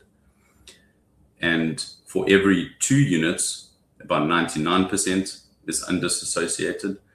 And for every 1 pH unit above the pKa value, about 90% is then dissociated, and then becomes this active in having an antimicrobial effect. Moving on to phytogenic compounds. So just briefly, it's a hydrophobic liquid volatile aromatic compounds derived from plants and herbs. These interfere with bacterial enzymatic systems, they reduce stress, improve immune response. Example of these is like your thymol, your cinnamaldehyde, carbacril, eugenol. And what's quite important when I look at these types of feed additives is looking at the MIC, which is your minimum inhibitory concentration. So for each bacteria, there's a minimum inhibitory concentration for each of those categories. And like I said previously, is that there's often a synergistic effect between not just these essential oils. So the carbacril and thymol work better in combination than each one individually, or all three together in combination with the cinnamaldehyde. So this is what I tend to look at, is looking at the minimum inhibitory concentrations from the literature to see how I make the application of these types of additives within the system. And this has been particularly important when transitioning from using AGPs to not using AGPs in the feed. So one of the things that I thought would be quite useful is just to look at a decision tree in terms of when evaluating new additives versus the old additive or the current feed additive. And I think there's always you need a starting point. So, and you need to assess these feed additive options for your operation. So you have to then define an objective. So what is your primary goal? Is it to improve performance? Is it gut health, disease challenge support, emissions or sustainability, replace antibiotics, or a cost reduction, all of the above? So the question is, you've got to then gather your information around these additives. So mode of action, target species, production stage, inclusion rates, etc., costs, and then the basis for comparison. So setting up your field trials around this. So is it the same objective and conditions for each one? Is it the same evaluation criteria? And then being able to then say, okay, does the additive address the objective? Yes or no? No, okay, not suitable, it's out. Yes, okay, efficacy and safety. This then goes in terms of looking at peer review data, your safety data for the feed mill or your premix house. And then moving on to that, if that's a question of yes, okay, it meets that, it then moves on to the next phase. Okay, cost analysis. Is it cost competitive? Is the new additive going to cost you more or less than your current additive? And then also then calculating what then your ROI needs to be for your validation step. So moving on to an environmental impact, if that's part of your question that you need answered. Environmental benefits are reducing your emissions, nitrogen, phosphorus, lowering ammonia, reducing greenhouse gas. So there's those aspects that also then need to be taken into account in terms of your assessment. Looking at the practical fit. So this would be in terms of like mixing systems. Is it easy to mix? Is it a small inclusion rate? Do you need to then put it into a premix, or can the feed mill handle such small additions, or is the addition large enough for that it can be mixed and then consistency? Obviously, then there's the regulatory. Is there a withdrawal time? And then also the risk of variability. And then probably the most important is the support and technical support, quality control, your access to technical experts. And that's another thing that's important. So once you've decided on an additive, you then also got to enter then the trial phase. So going back and actually having a validation step in terms of deciding on how you then internally validate this and as part of your decision-making process. So does it improve performance and health, your economic return, low environmental impact? Does it fit operationally, which is quite important? And then what's the overall risk? So the risk of impacting the business later on, or if there is a recall, what's the impact? So part of this is also then making sure that there's a continuous assessment. So not only are you just putting in a feed additive, but you're also then continuously assessing it, setting up KPIs for specific production systems, and then just making sure that everything is being met on a production basis, and then just continuously monitoring that. So like I said, when selecting feed additives, the criteria for feed additive selection depends on the scientific evidence, economic evaluation, production goals, regulatory compliance for the best outcomes.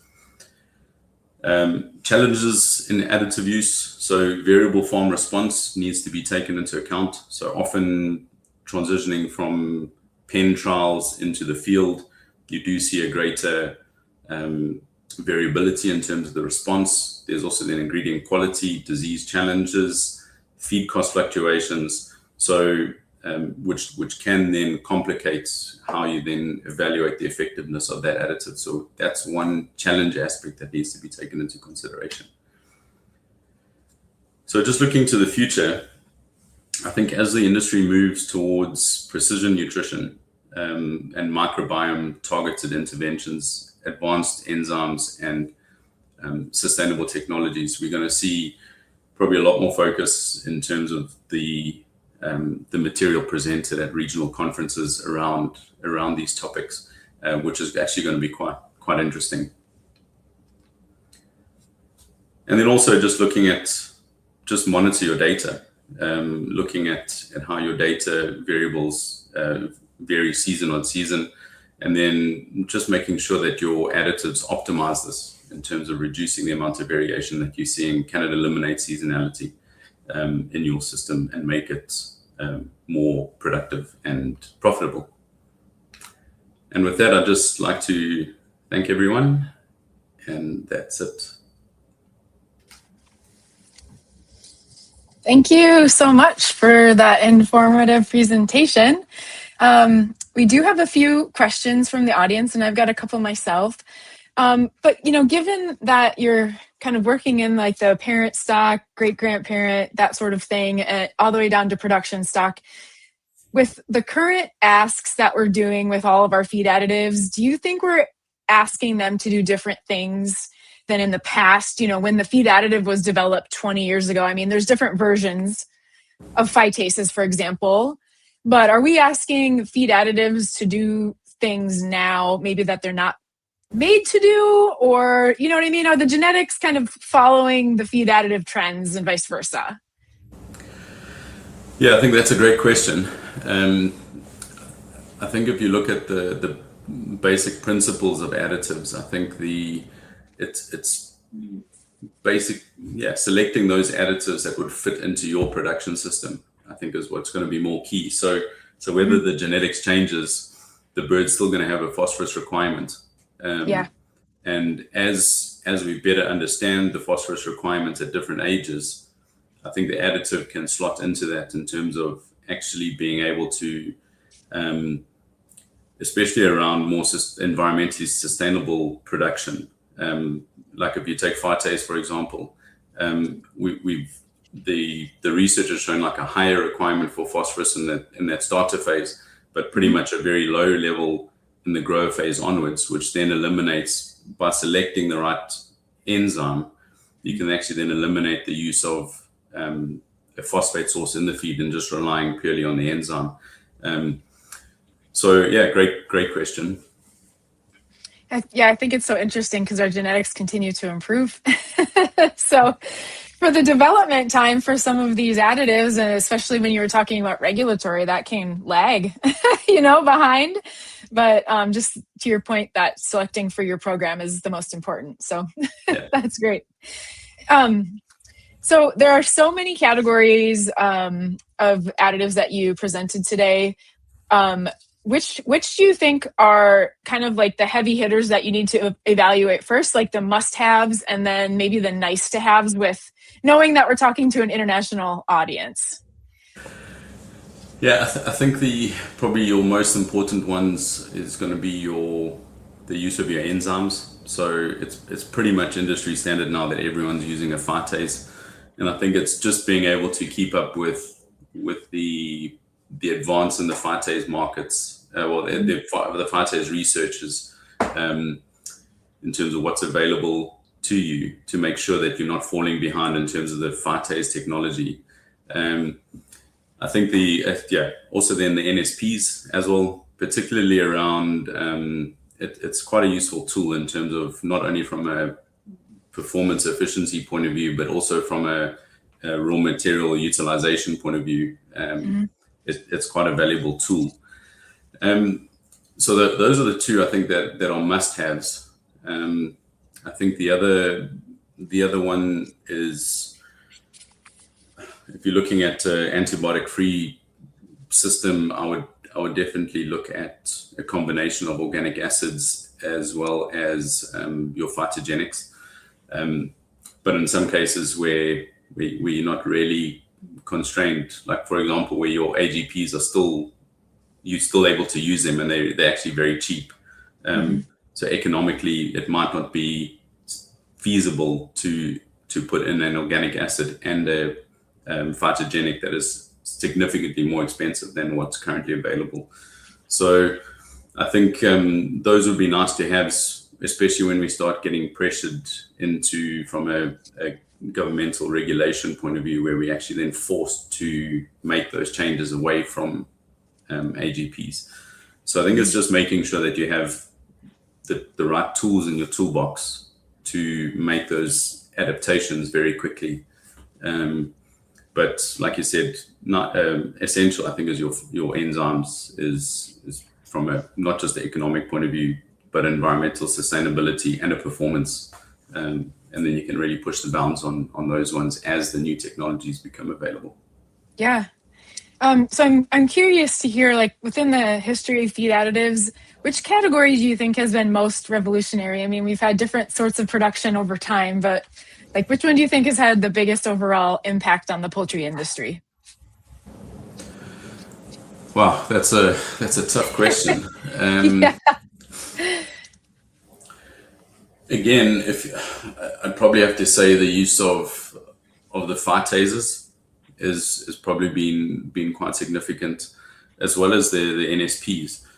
If I look back, just speaking to my mentor when I first entered as a nutritionist into the industry, like he was talking about formulating diets with no enzymes, and just in terms of the issues that they had around gut integrity and poor performance and sticky litter and wet litter, and so there was quite a lot of and I think that's probably been the most significant changes, the introduction of those enzymes. But I think what's also been probably also important is like the European Union banning AGPs has also then opened up the importance of other categories of feed additives that have then become critical in our thinking in terms of how do we replace the antibiotic growth promoters.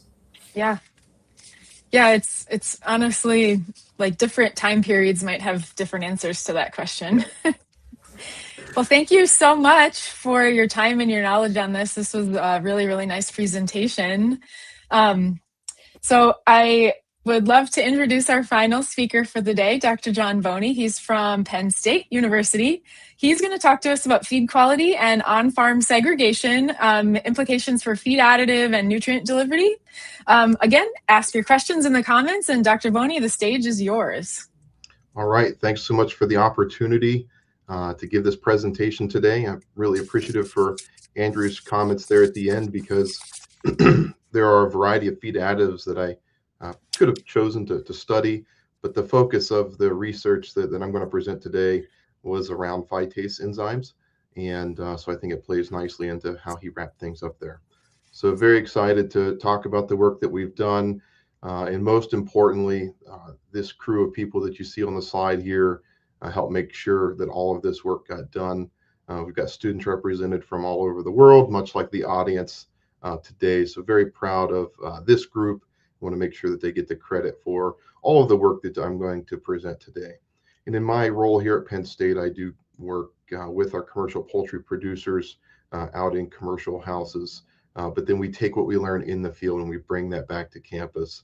And we try to study that in a replicated pen fashion, if you will, and see what kind of light we can shed on what they're seeing and try to solve some real world problems for our broiler and turkey producers.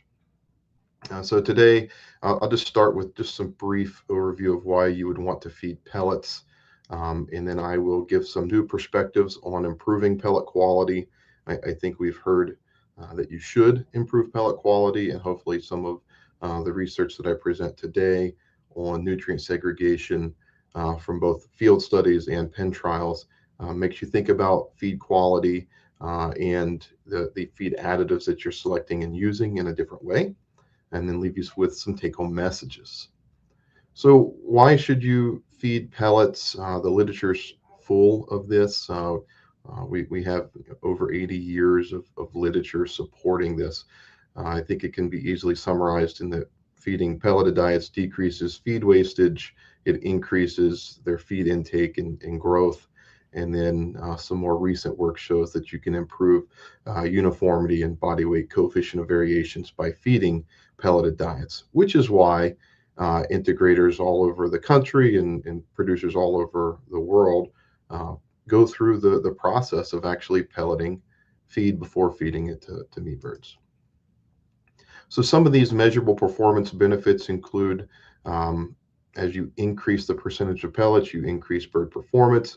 And Kelly Walmsley published this work in 2011, where she showed that for every 10 percentage point increase in pellets, you could see a 10-gram improvement in carcass weight, almost half a point of FCR benefit, as well as a 4-gram increase in breast weight. So these are some real numbers that you can apply. These numbers are dated, and with some improvements in genetics, I don't know what these numbers might be today, but I could assume that they would. There's still quite a benefit of feeding pelleted diets.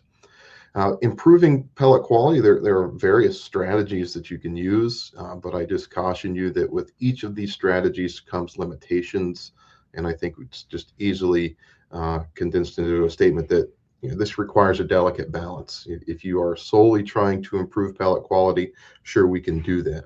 We can increase steam conditioning temperature and steam conditioning time, but if you're not cognizant of the impacts on amino acid digestibility, you might not see that performance benefit that you were seeking. The literature is full of examples of each of these strategies that are listed here on the left side of the screen, as well as some of the limitations that should give you some caution. Here is just a snapshot of some of the recent pellet quality research for both broilers and turkeys. You can see this work is spanning from 2015 until some things that were published as recent as this year, and some additional work that should be going out for consideration soon. But it's fairly obvious that as you increase the percentage of pellets in feed pans, you're seeing a significant improvement to the feed conversion ratio. And that significance is much more prominent in turkeys, especially in our heavy toms and our heavy hens, where the feed consumption is so much greater in those animals. There's a tremendous opportunity to improve feed conversion ratios. So the question is, does pellet quality impact on-farm feed presentation? And these pictures were all taken on the same day in the same commercial turkey house, and you can see, if you look at the photos, there is a difference in the feed presentation in different parts of the house. So the question that I would then ask, are birds consuming a diet that really represents the diet formulation?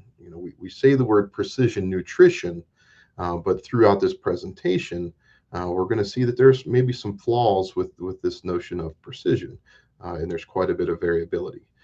But the good thing is there's quite an opportunity to combat that.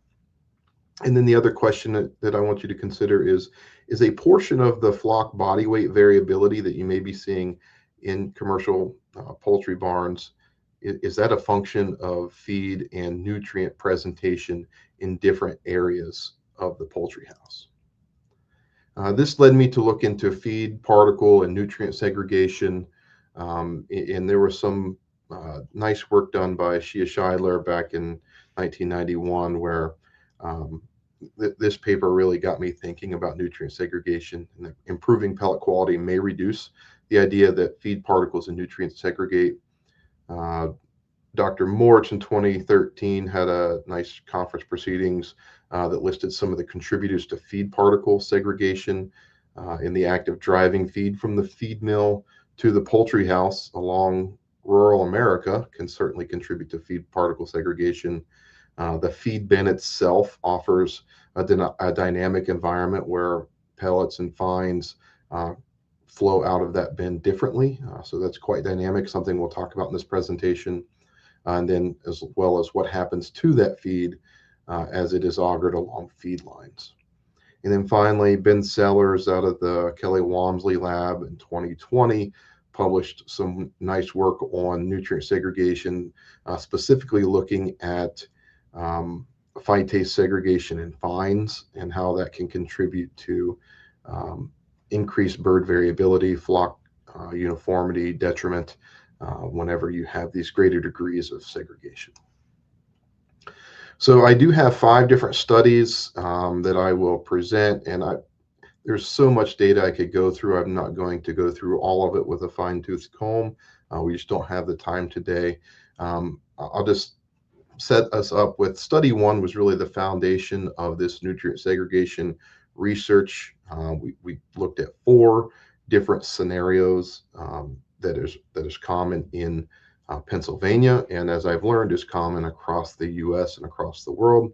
And then studies 2, 3, and 4 took what we learned there and studied it, whether that be in a pen trial on campus or collecting some additional feed samples in commercial poultry houses. And then finally, study 5, after we learned a lot about what happens when pelleted feed, pellets and fines specifically, it left the question, what happens to our crumbled starter diets? And this stuff is hot off the press. We're just getting some of the results back, but I'm going to present a little bit of that here today. So for study 1, the different scenarios where we had poultry houses with feed lines that either extended from the end of the house, from one end of the house to the other. So in this scenario 1, long feed lines extending that 152 meters. And that was the same in both scenario 1 and scenario 2. Scenarios 3 and 4 looked at a 500-foot or a 152-meter long house, but had feed bins centrally located. So the feed lines were half the length, so 76 meters. And in each of these barns, we provided either a standard pellet quality or an improved pellet quality feed. And this created 4 scenarios for us to study. And our objectives were to determine if on-farm amino acid and phytase activity segregation were impacted by those 2 factors, being pellet quality and feed line length. Once again, this is just summarizing what I just talked about. We had 2 farms. We had 8 conceptual regions where we were collecting feed samples from. And once again, that standard pellet quality and improved pellet quality feed was passed through the 4 replicate feed lines within this broiler barn that you're seeing here on the screen. And in the other farm, here you can see those feed bins are centrally located. We still maintained the 8 conceptual regions, and we passed that same feed, standard and improved pellet quality feed, through the 4 replicate feed lines in this broiler barn as well. So for this, we just asked a local commercial feed mill to give us a broiler finisher diet, and we asked them to alter their feed manufacturing process to produce pellets of what I call standard and improved pellet qualities. This might not be standard for them. This might not be standard for you, but standard in this case was roughly 65% pellets, and improved was roughly 85% pellets when we were done with manufacturing this. And that was, it's hard to define what standard means, but that's what we use just based on some good baseline data from integrators across the US. We took those feed samples into the broiler houses, as you can see, and all those students that I gave a lot of credit to on the first slide, this is where they earned it. They went through, they collected feed in these feed bags from every one of those feed pans, and we brought all of those samples back, and we created this particle size separator, and we separated pellets and fines on something like 3,500 feed samples for this study. We took the pellets and fines and we did some separate analysis, being crude protein, amino acid concentration, as well as phytase activity. And what we learned there, if you look at scenario 1 highlighted in red, this is what I would consider our worst case scenario. As you might expect, this is the longest feed line, and we have our standard or relatively low pellet quality. And we did see pellets and fines segregating. We saw amino acids segregating. 6 of the 12 that were analyzed segregated in this example. And we did see phytase activity being different in different regions of the house.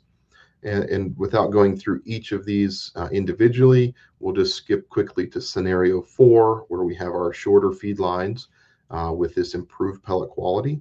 And when doing that, we saw that pellets and fines, there was still some feed particle segregation happening from front of the house to the back of the house. But no longer did we have amino acids segregating or phytase activity segregating in these examples. And as listed here at the bottom, this work was done by Courtney Paholsky and some other students in my lab, and that was published in the Journal of Applied Poultry Research in 2021. If this is interesting to you, go check that out. There's a lot of details that I can't cover here. But in conclusion, as you improve pellet quality, we saw a decrease in amino acid and phytase activity segregation. As you auger the higher quality feed through shorter feed lines, you can eliminate nutrient segregation, or you're presenting the birds with a more uniform feed throughout that house. And when you use shorter feed lines, you can decrease nutrient segregation regardless of pellet quality. And the real beauty of this work is it offers a benefit to both the producer and the integrator. So the producer having some say in barn design and equipment design, perhaps using a centrally located feed bin with feed augering to either end of the house and shorter feed lines offers some benefit to the producer, while focusing on pellet quality is certainly something that the integrator can have some control over. So the next question is, does the level of nutrient segregation that we measured in scenario or in study 1 that I just presented, once again, no birds were in the house. We were just collecting feed samples from feed pans. So that was a single snapshot in time. We wanted to study that on campus.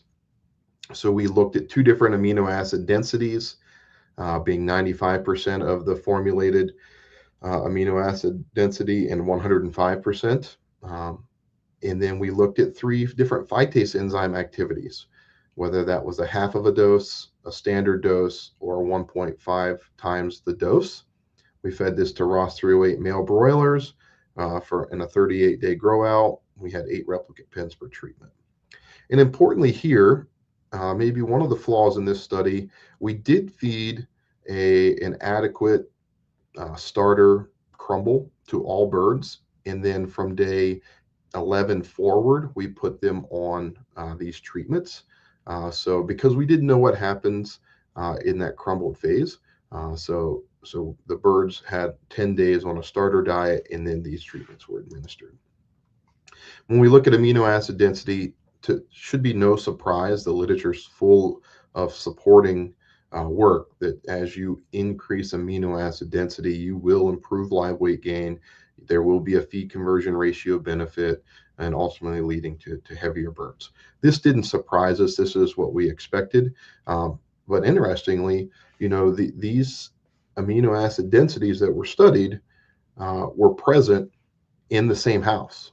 It's just in different parts of the house where these amino acid densities were present. So you could see how birds may perform differently, and this leads to some flock variability.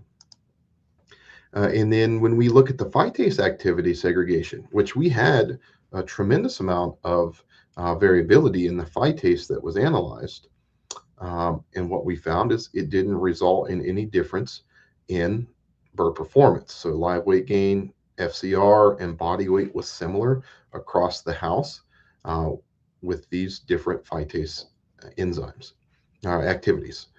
So this work was published by Brendan Libros in 2025 in the Journal of Applied Poultry Research. Once again, a lot more detail there, and you can go check that out.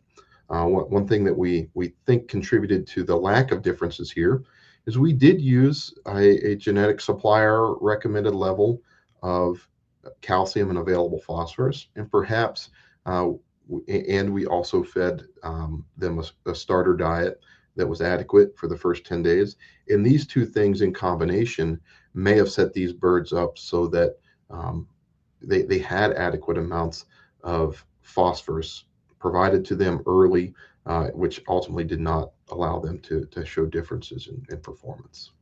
So in conclusion, the amino acid segregation that we measured in a field study and then brought back to campus did elicit performance responses, which can lead to some flock uniformity concerns. And then the degree of phytase activity segregation that we measured on farm and brought back to campus and study, that did not impact broiler performance, which told us that perhaps phytase enzymes might not be good markers of nutrient segregation that impact flock performance, which we were really hoping would happen, but that's research. Doesn't always work out the way you would think. Next study, we were interested in understanding, is nutrient segregation influenced by time? So here we took our best case scenario from that study one. There's this really perfect setup in really close proximity to campus here. It's a 76 meter or 250 foot long turkey barn. They were using a feed manufacturer that was providing 85% pellets. And we got to go in and take samples in various locations in the house for 5 consecutive days and bring that back to campus and do some analysis on that feed. Importantly, this was a grower phase diet. There was a mixture added phytase in this, and a portion of the oil that was added to the feed was done post pelleting. And you'll see why that matters here coming up. So even with our high pellet quality, about 85% pellet on average in the house, you can see that the location that we collected the feed sample from resulted in differences in percent pellets in those feed pans. Very much like what we saw in scenario 4, even with very high pellet quality. So this probably doesn't come as a shock if you've spent much time walking houses and feed lines and looking at feed. But I thought it was noteworthy that even when you're using something like 85% pellet, these differences are still apparent. Once again, Courtney Paholsky and I published this work in 2024 in the Journal of Applied Poultry Research. Please go check that paper out if this is interesting to you. And then when we look at the percentage of pellets in that house across each of the 5 days of collection that you can see here on the screen, we can see that day over day, there is variability in the feed coming into the house. And Tom Winowiski had a nice little infographic that we adapted a photo from, and this is once again his work here. But I think the pictures on the right-hand side just show how dynamic the feed bin is and can probably explain why we're seeing different amounts of pellets and fines in the poultry house on different days. What does this mean? If you're really tracking down a problem and you think it's coming from the mill, you should certainly make sure that you're collecting feed samples in that house over a period of time to get a true representation of the feed coming from the feed mill, because what you're collecting might not be a fault of the feed mill at all. It might just be a product of how the feed is flowing in from that bin. Here's something quite interesting. If you look at the fines that were present in the house and you look at the crude fat present in the house, you know, this crude fat follows the fines. So oil was added, at least a portion of the oil was added post pelleting. And as the fines segregate out and we have some sloughing off of these ingredients from the outside of pellets, we saw a higher proportion of crude fat in the front of the house and less crude fat at the back of the house. Now this varied by 3.8%. Not sure of the biological significance of this yet, but certainly something to consider. In this scenario, which is our best case scenario, all of these ingredients listed here on the screen did not segregate. So that means that over time and across the feed line, phytase activity, amino acids crude protein, fiber, ash, energy were all similar. So in our best case scenario, these animals are able to, we're able to provide an even distribution of nutrients in those feed pans over time, which is pretty encouraging. As we move to study 4, once again, we're questioning nutrient segregation over time, but in this case, we're looking at our worst case scenario. So we had another opportunity to go work with some producers here in Pennsylvania, fairly close to campus. This was a 500-foot house or 152-meter long house, feed bins at one end, feed lines extending the length of that barn, and we collected feed samples over 5 consecutive days. Now, this was a withdrawal phase diet. Once again, they used a mixture added phytase, and some of that oil was added post-pelleting. Here's a picture of our front, middle, and back of the house. And importantly, there were migration fences that were utilized, and this allowed us to weigh some birds and get some data from birds in different sections of the house and correlate that to the feed quality and the feed additives in each of these segments of the house at the end of the project. So you'll see that here. They used the Intellia Farm Hub system, and importantly in this picture, you can see a hanging scale, and you can see some of those weights in quite high number of animal counts we were able to collect each day, which gave us quite a bit of confidence in the data that we were recording. Once again, we collected the feed samples, we separated the pellets and fines, and we analyzed those pellets and fines separately because we were curious about the consistency of the nutrient profile in pellets and fines, and wanted to chase that idea down a little bit. So here, if we look at the pellet segregation, this is an interaction. We had a significant feed pan location by day of collection, and you can see along our x-axis, these are our individual days of feed collection, day 1 through 5. And then our red bars represent the feed pans at the front of the house, green bars are the middle of the house, and the orange bars are the back of the house. And you can see the asterisk indicates when there was statistical significance. So on days 1, 2, 4, and 5, there were different amounts of pellets and fines in different parts of the house. But interestingly, on day 3, the feed particles were similar across that house on this day. So once again, I attribute that to the dynamic environment of the feed bin and what's coming into the house that day. And once again, that's telling us if you're chasing down a problem, we need to collect samples over multiple days to ensure that we're getting a real representative sample of what's happening in the house. So the percent pellets in the house, just as you might expect, increase as you go from the front of the house to the back of the house. And what we're getting the feed fines are sifting down through these pellets as the feed is moving along that feed line, and it's filling that space in between the pellets. And because of that, we're getting more pellets at the end of the barn. When we go and look at the nutrient composition of pellets across those different portions of the house, if we look at our amino acids, these are total. That's what we were able to get analyzed. I know we formulate on a digestible level, but this is proving a point that in all of these examples, the nutrient composition of the pellets are similar. Now, when we go and we look at the nutrient composition of fines, we can see that all of those same amino acids or fat that we analyzed previously, we can see there is a reduction in amino acid density or the concentration of fat as you move from the front of the house to the back of the house. And what does that mean? Well, we need to see how it affects the birds. In here, if we just compare pellets versus fines, our pellets are more nutrient dense than our fines. And once again, this work was just published this year, Poholsky and Boney, 2026, Journal of Applied Poultry Research. Go check this out. It's a pretty good read. This is what folks really want to know about. Broiler body weights. What does this mean?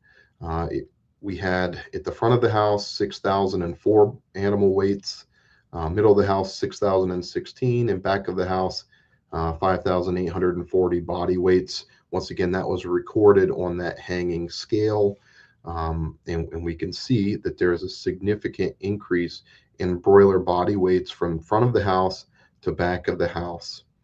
I don't want to overinterpret this. We got almost half of a pound, or 0.213 kilos difference in individual bird weight. Some things to consider. We collected this feed sample and these body weights during the summer. They used partial house brooding, so we didn't have an even distribution of birds in each of those areas of the barn from hatch. So did we have more birds at one end of the house or the other? Perhaps. We do know that with the summer ventilation, those birds wanted to be closer to the front of the house where air was coming in through the cool cell, a little bit fresher air. So I'm not saying that we got almost half of a pound of body weight difference from front of the house to the back of the house solely on feed quality, but it certainly contributed to it. So in conclusion, nutrient composition varies in fines, but not in the pellets. And these broiler body weights may be impacted by feed particle and nutrient segregation. We have to do some future work to really understand and tease out those confounding factors that I just mentioned. All right, the last study that I'm going to present today, we led with the question, do feed particles, nutrients, and feed additives segregate in crumble diets? Because everything that I just presented were all in diets provided as pellets. And if we really want to go back and understand full picture, we need to do this work that I'm going to present and some follow-up work at the university to really understand the true impacts of feed quality and nutrient and feed particle segregation. Okay, so in this study, we had 3 sampling locations. We looked at the 19th feed pan, the 95th feed pan, and the 171st feed pan. So these were evenly spaced out. We didn't get the very last feed pan that would have been all pellets. We didn't get the very first feed pan, which would have been all fines. We tried to be intentional with where we pulled feed from. We collected these feed samples over 5 consecutive days.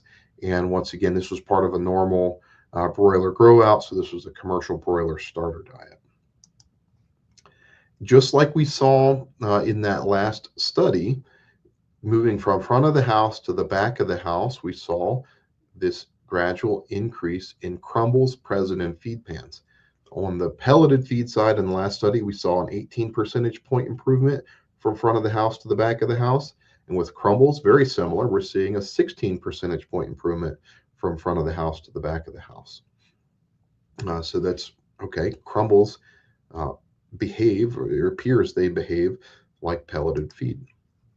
If we look across the 5 consecutive days of collection, once again, we had some variability where we saw a few less crumbles in the house on days 2 and 3 as compared to days 1, 4, and 5.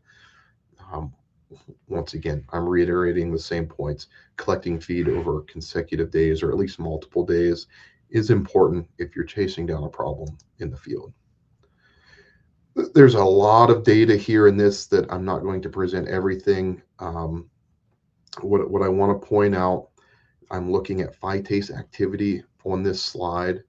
We analyzed the crumbles separately from the fines, and then we took proportions based on the crumble to fine ratio that we had determined, and we took the proportion of phytase activity from crumbles and the proportion of phytase activity from fines to put together to calculate a complete feed phytase activity. We thought that was better than just taking a random grab sample of feed that was both crumbles and fines. This was a little bit more technical.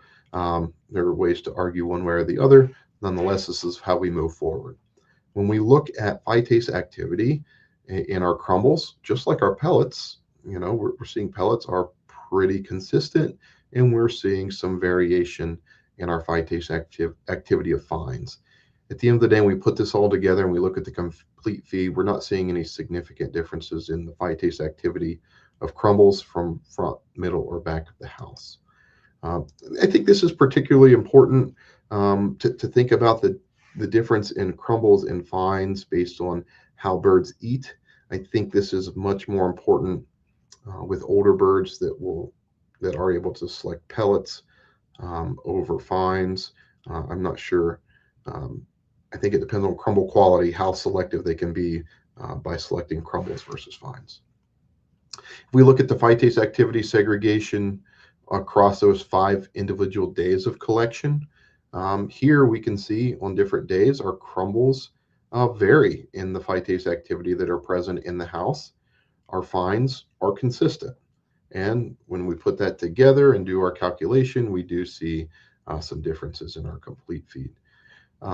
We're trying to make sense of this and understand what does this mean, other than things change over time, and collecting samples adequately is important. We've analyzed 12 different amino acids. I only put lysine on the screen here just for the sake of time, and there's much more to come. Like I said, once again, this is hot off the press. This is not published quite yet, so I don't have a paper to reference for you here, but you can see when we look at total lysine, we're not seeing differences in crumbles or fines. We can see some numerical shifts and some tendencies, which when we put it together into a complete feed calculation, we were seeing some differences in amino acid density in different parts of the house. I don't know that I'd read a whole lot into that, just know that it may explain some performance differences.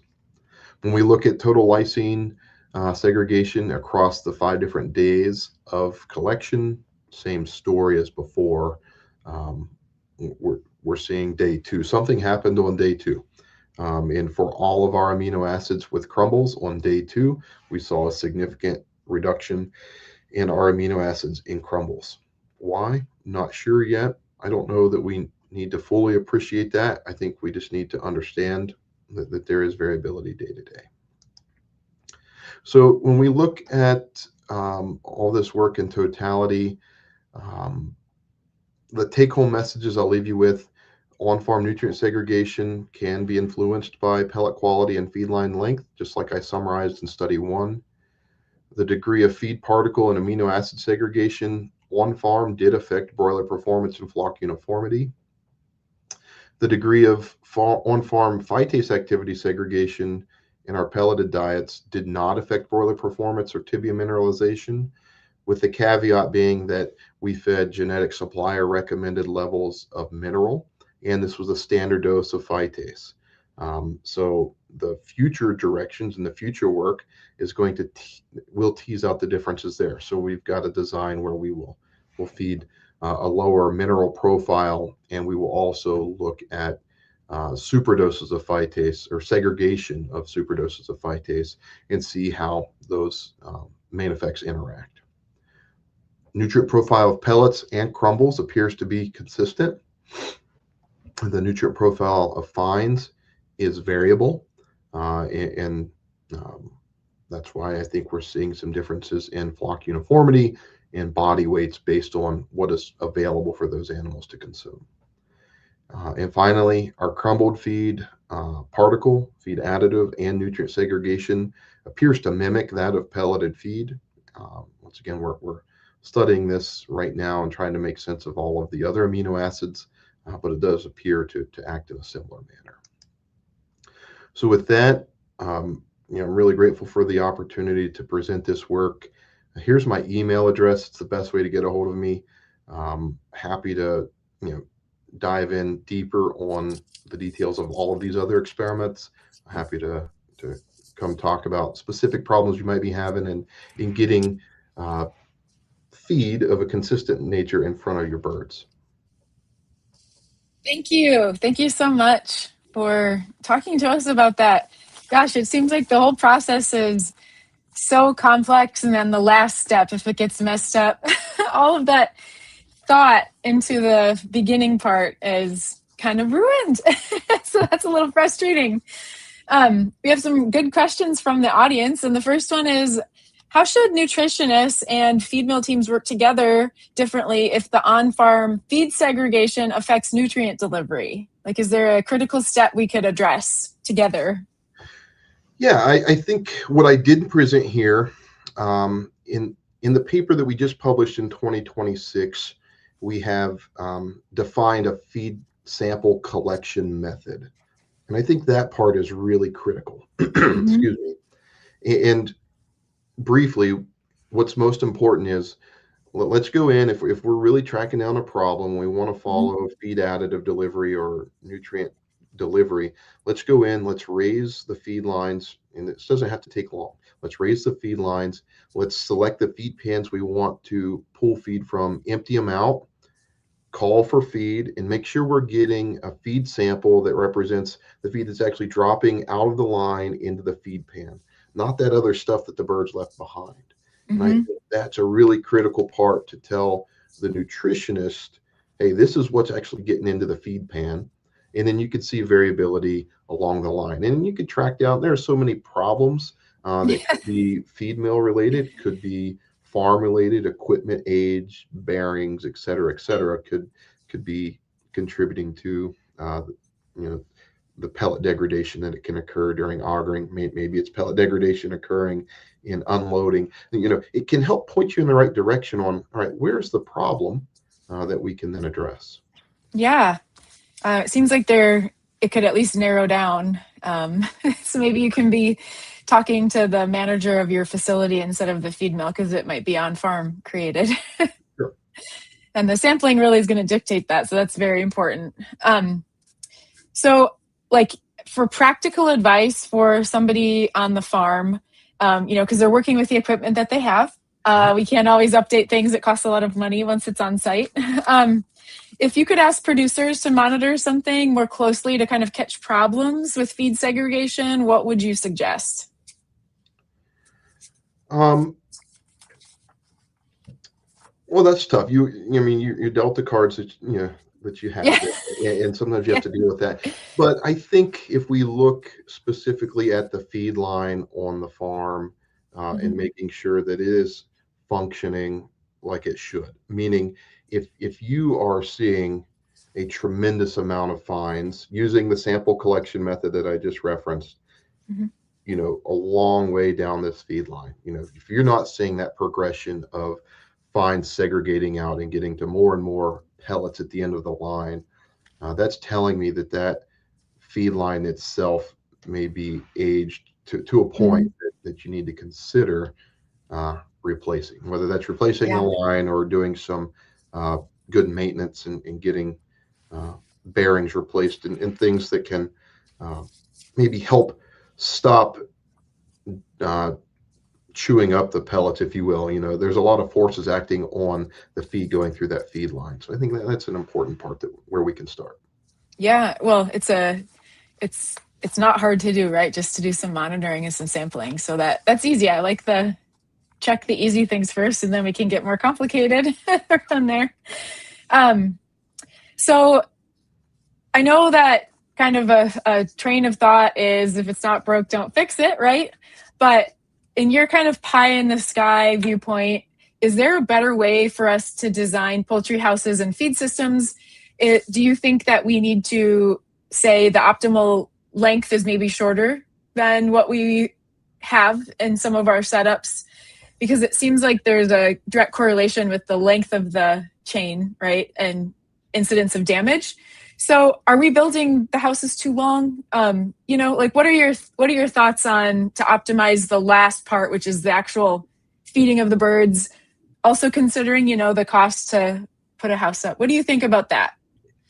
Yeah, I'm a big fan of those centrally located feed bins and being conveyed from the center of the house out. The producer does have additional cost in motors. I appreciate that. But when a motor fails, you lose a portion of the house, not a quarter or half of the house, depending on the number of feed lines.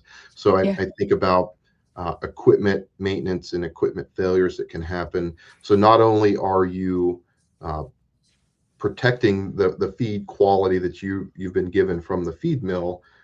Should there be some mechanical failure, there's less of the house that is being affected by something like that can happen. Sure. Yeah, that makes total sense. Well, I think we've got all the audience questions answered today. So I thank you again for chatting with us about this very important last step, which is getting the feed to the birds after we've spent our time and money and effort making the perfect feed in the mill, and also with the nutritionists on paper. So thank you again, Dr. Boney. That was really good. And thank you again to the audience for your questions. So I would love to close the event today by thanking everyone for sticking around with us. I think these 4 presentations were really great to be on 4 different aspects of feed and getting feed to the actual poultry house where they consume it. So thank you to the speakers. Thank you for your attendance. And also, I would love to thank our sponsors again who made the event possible. And those sponsors were Barron's, Covantris, Bin Sentry, and Cargill. And they also provided some speakers as well. So that was really great to hear from some of the sponsors and their real life experience with us out in the field. So again, thank you, everyone. Have a fantastic rest of your afternoon. Thank you for sticking around with us. And we'd love to hear from you soon if you have a topic you'd love to hear about. So thank you.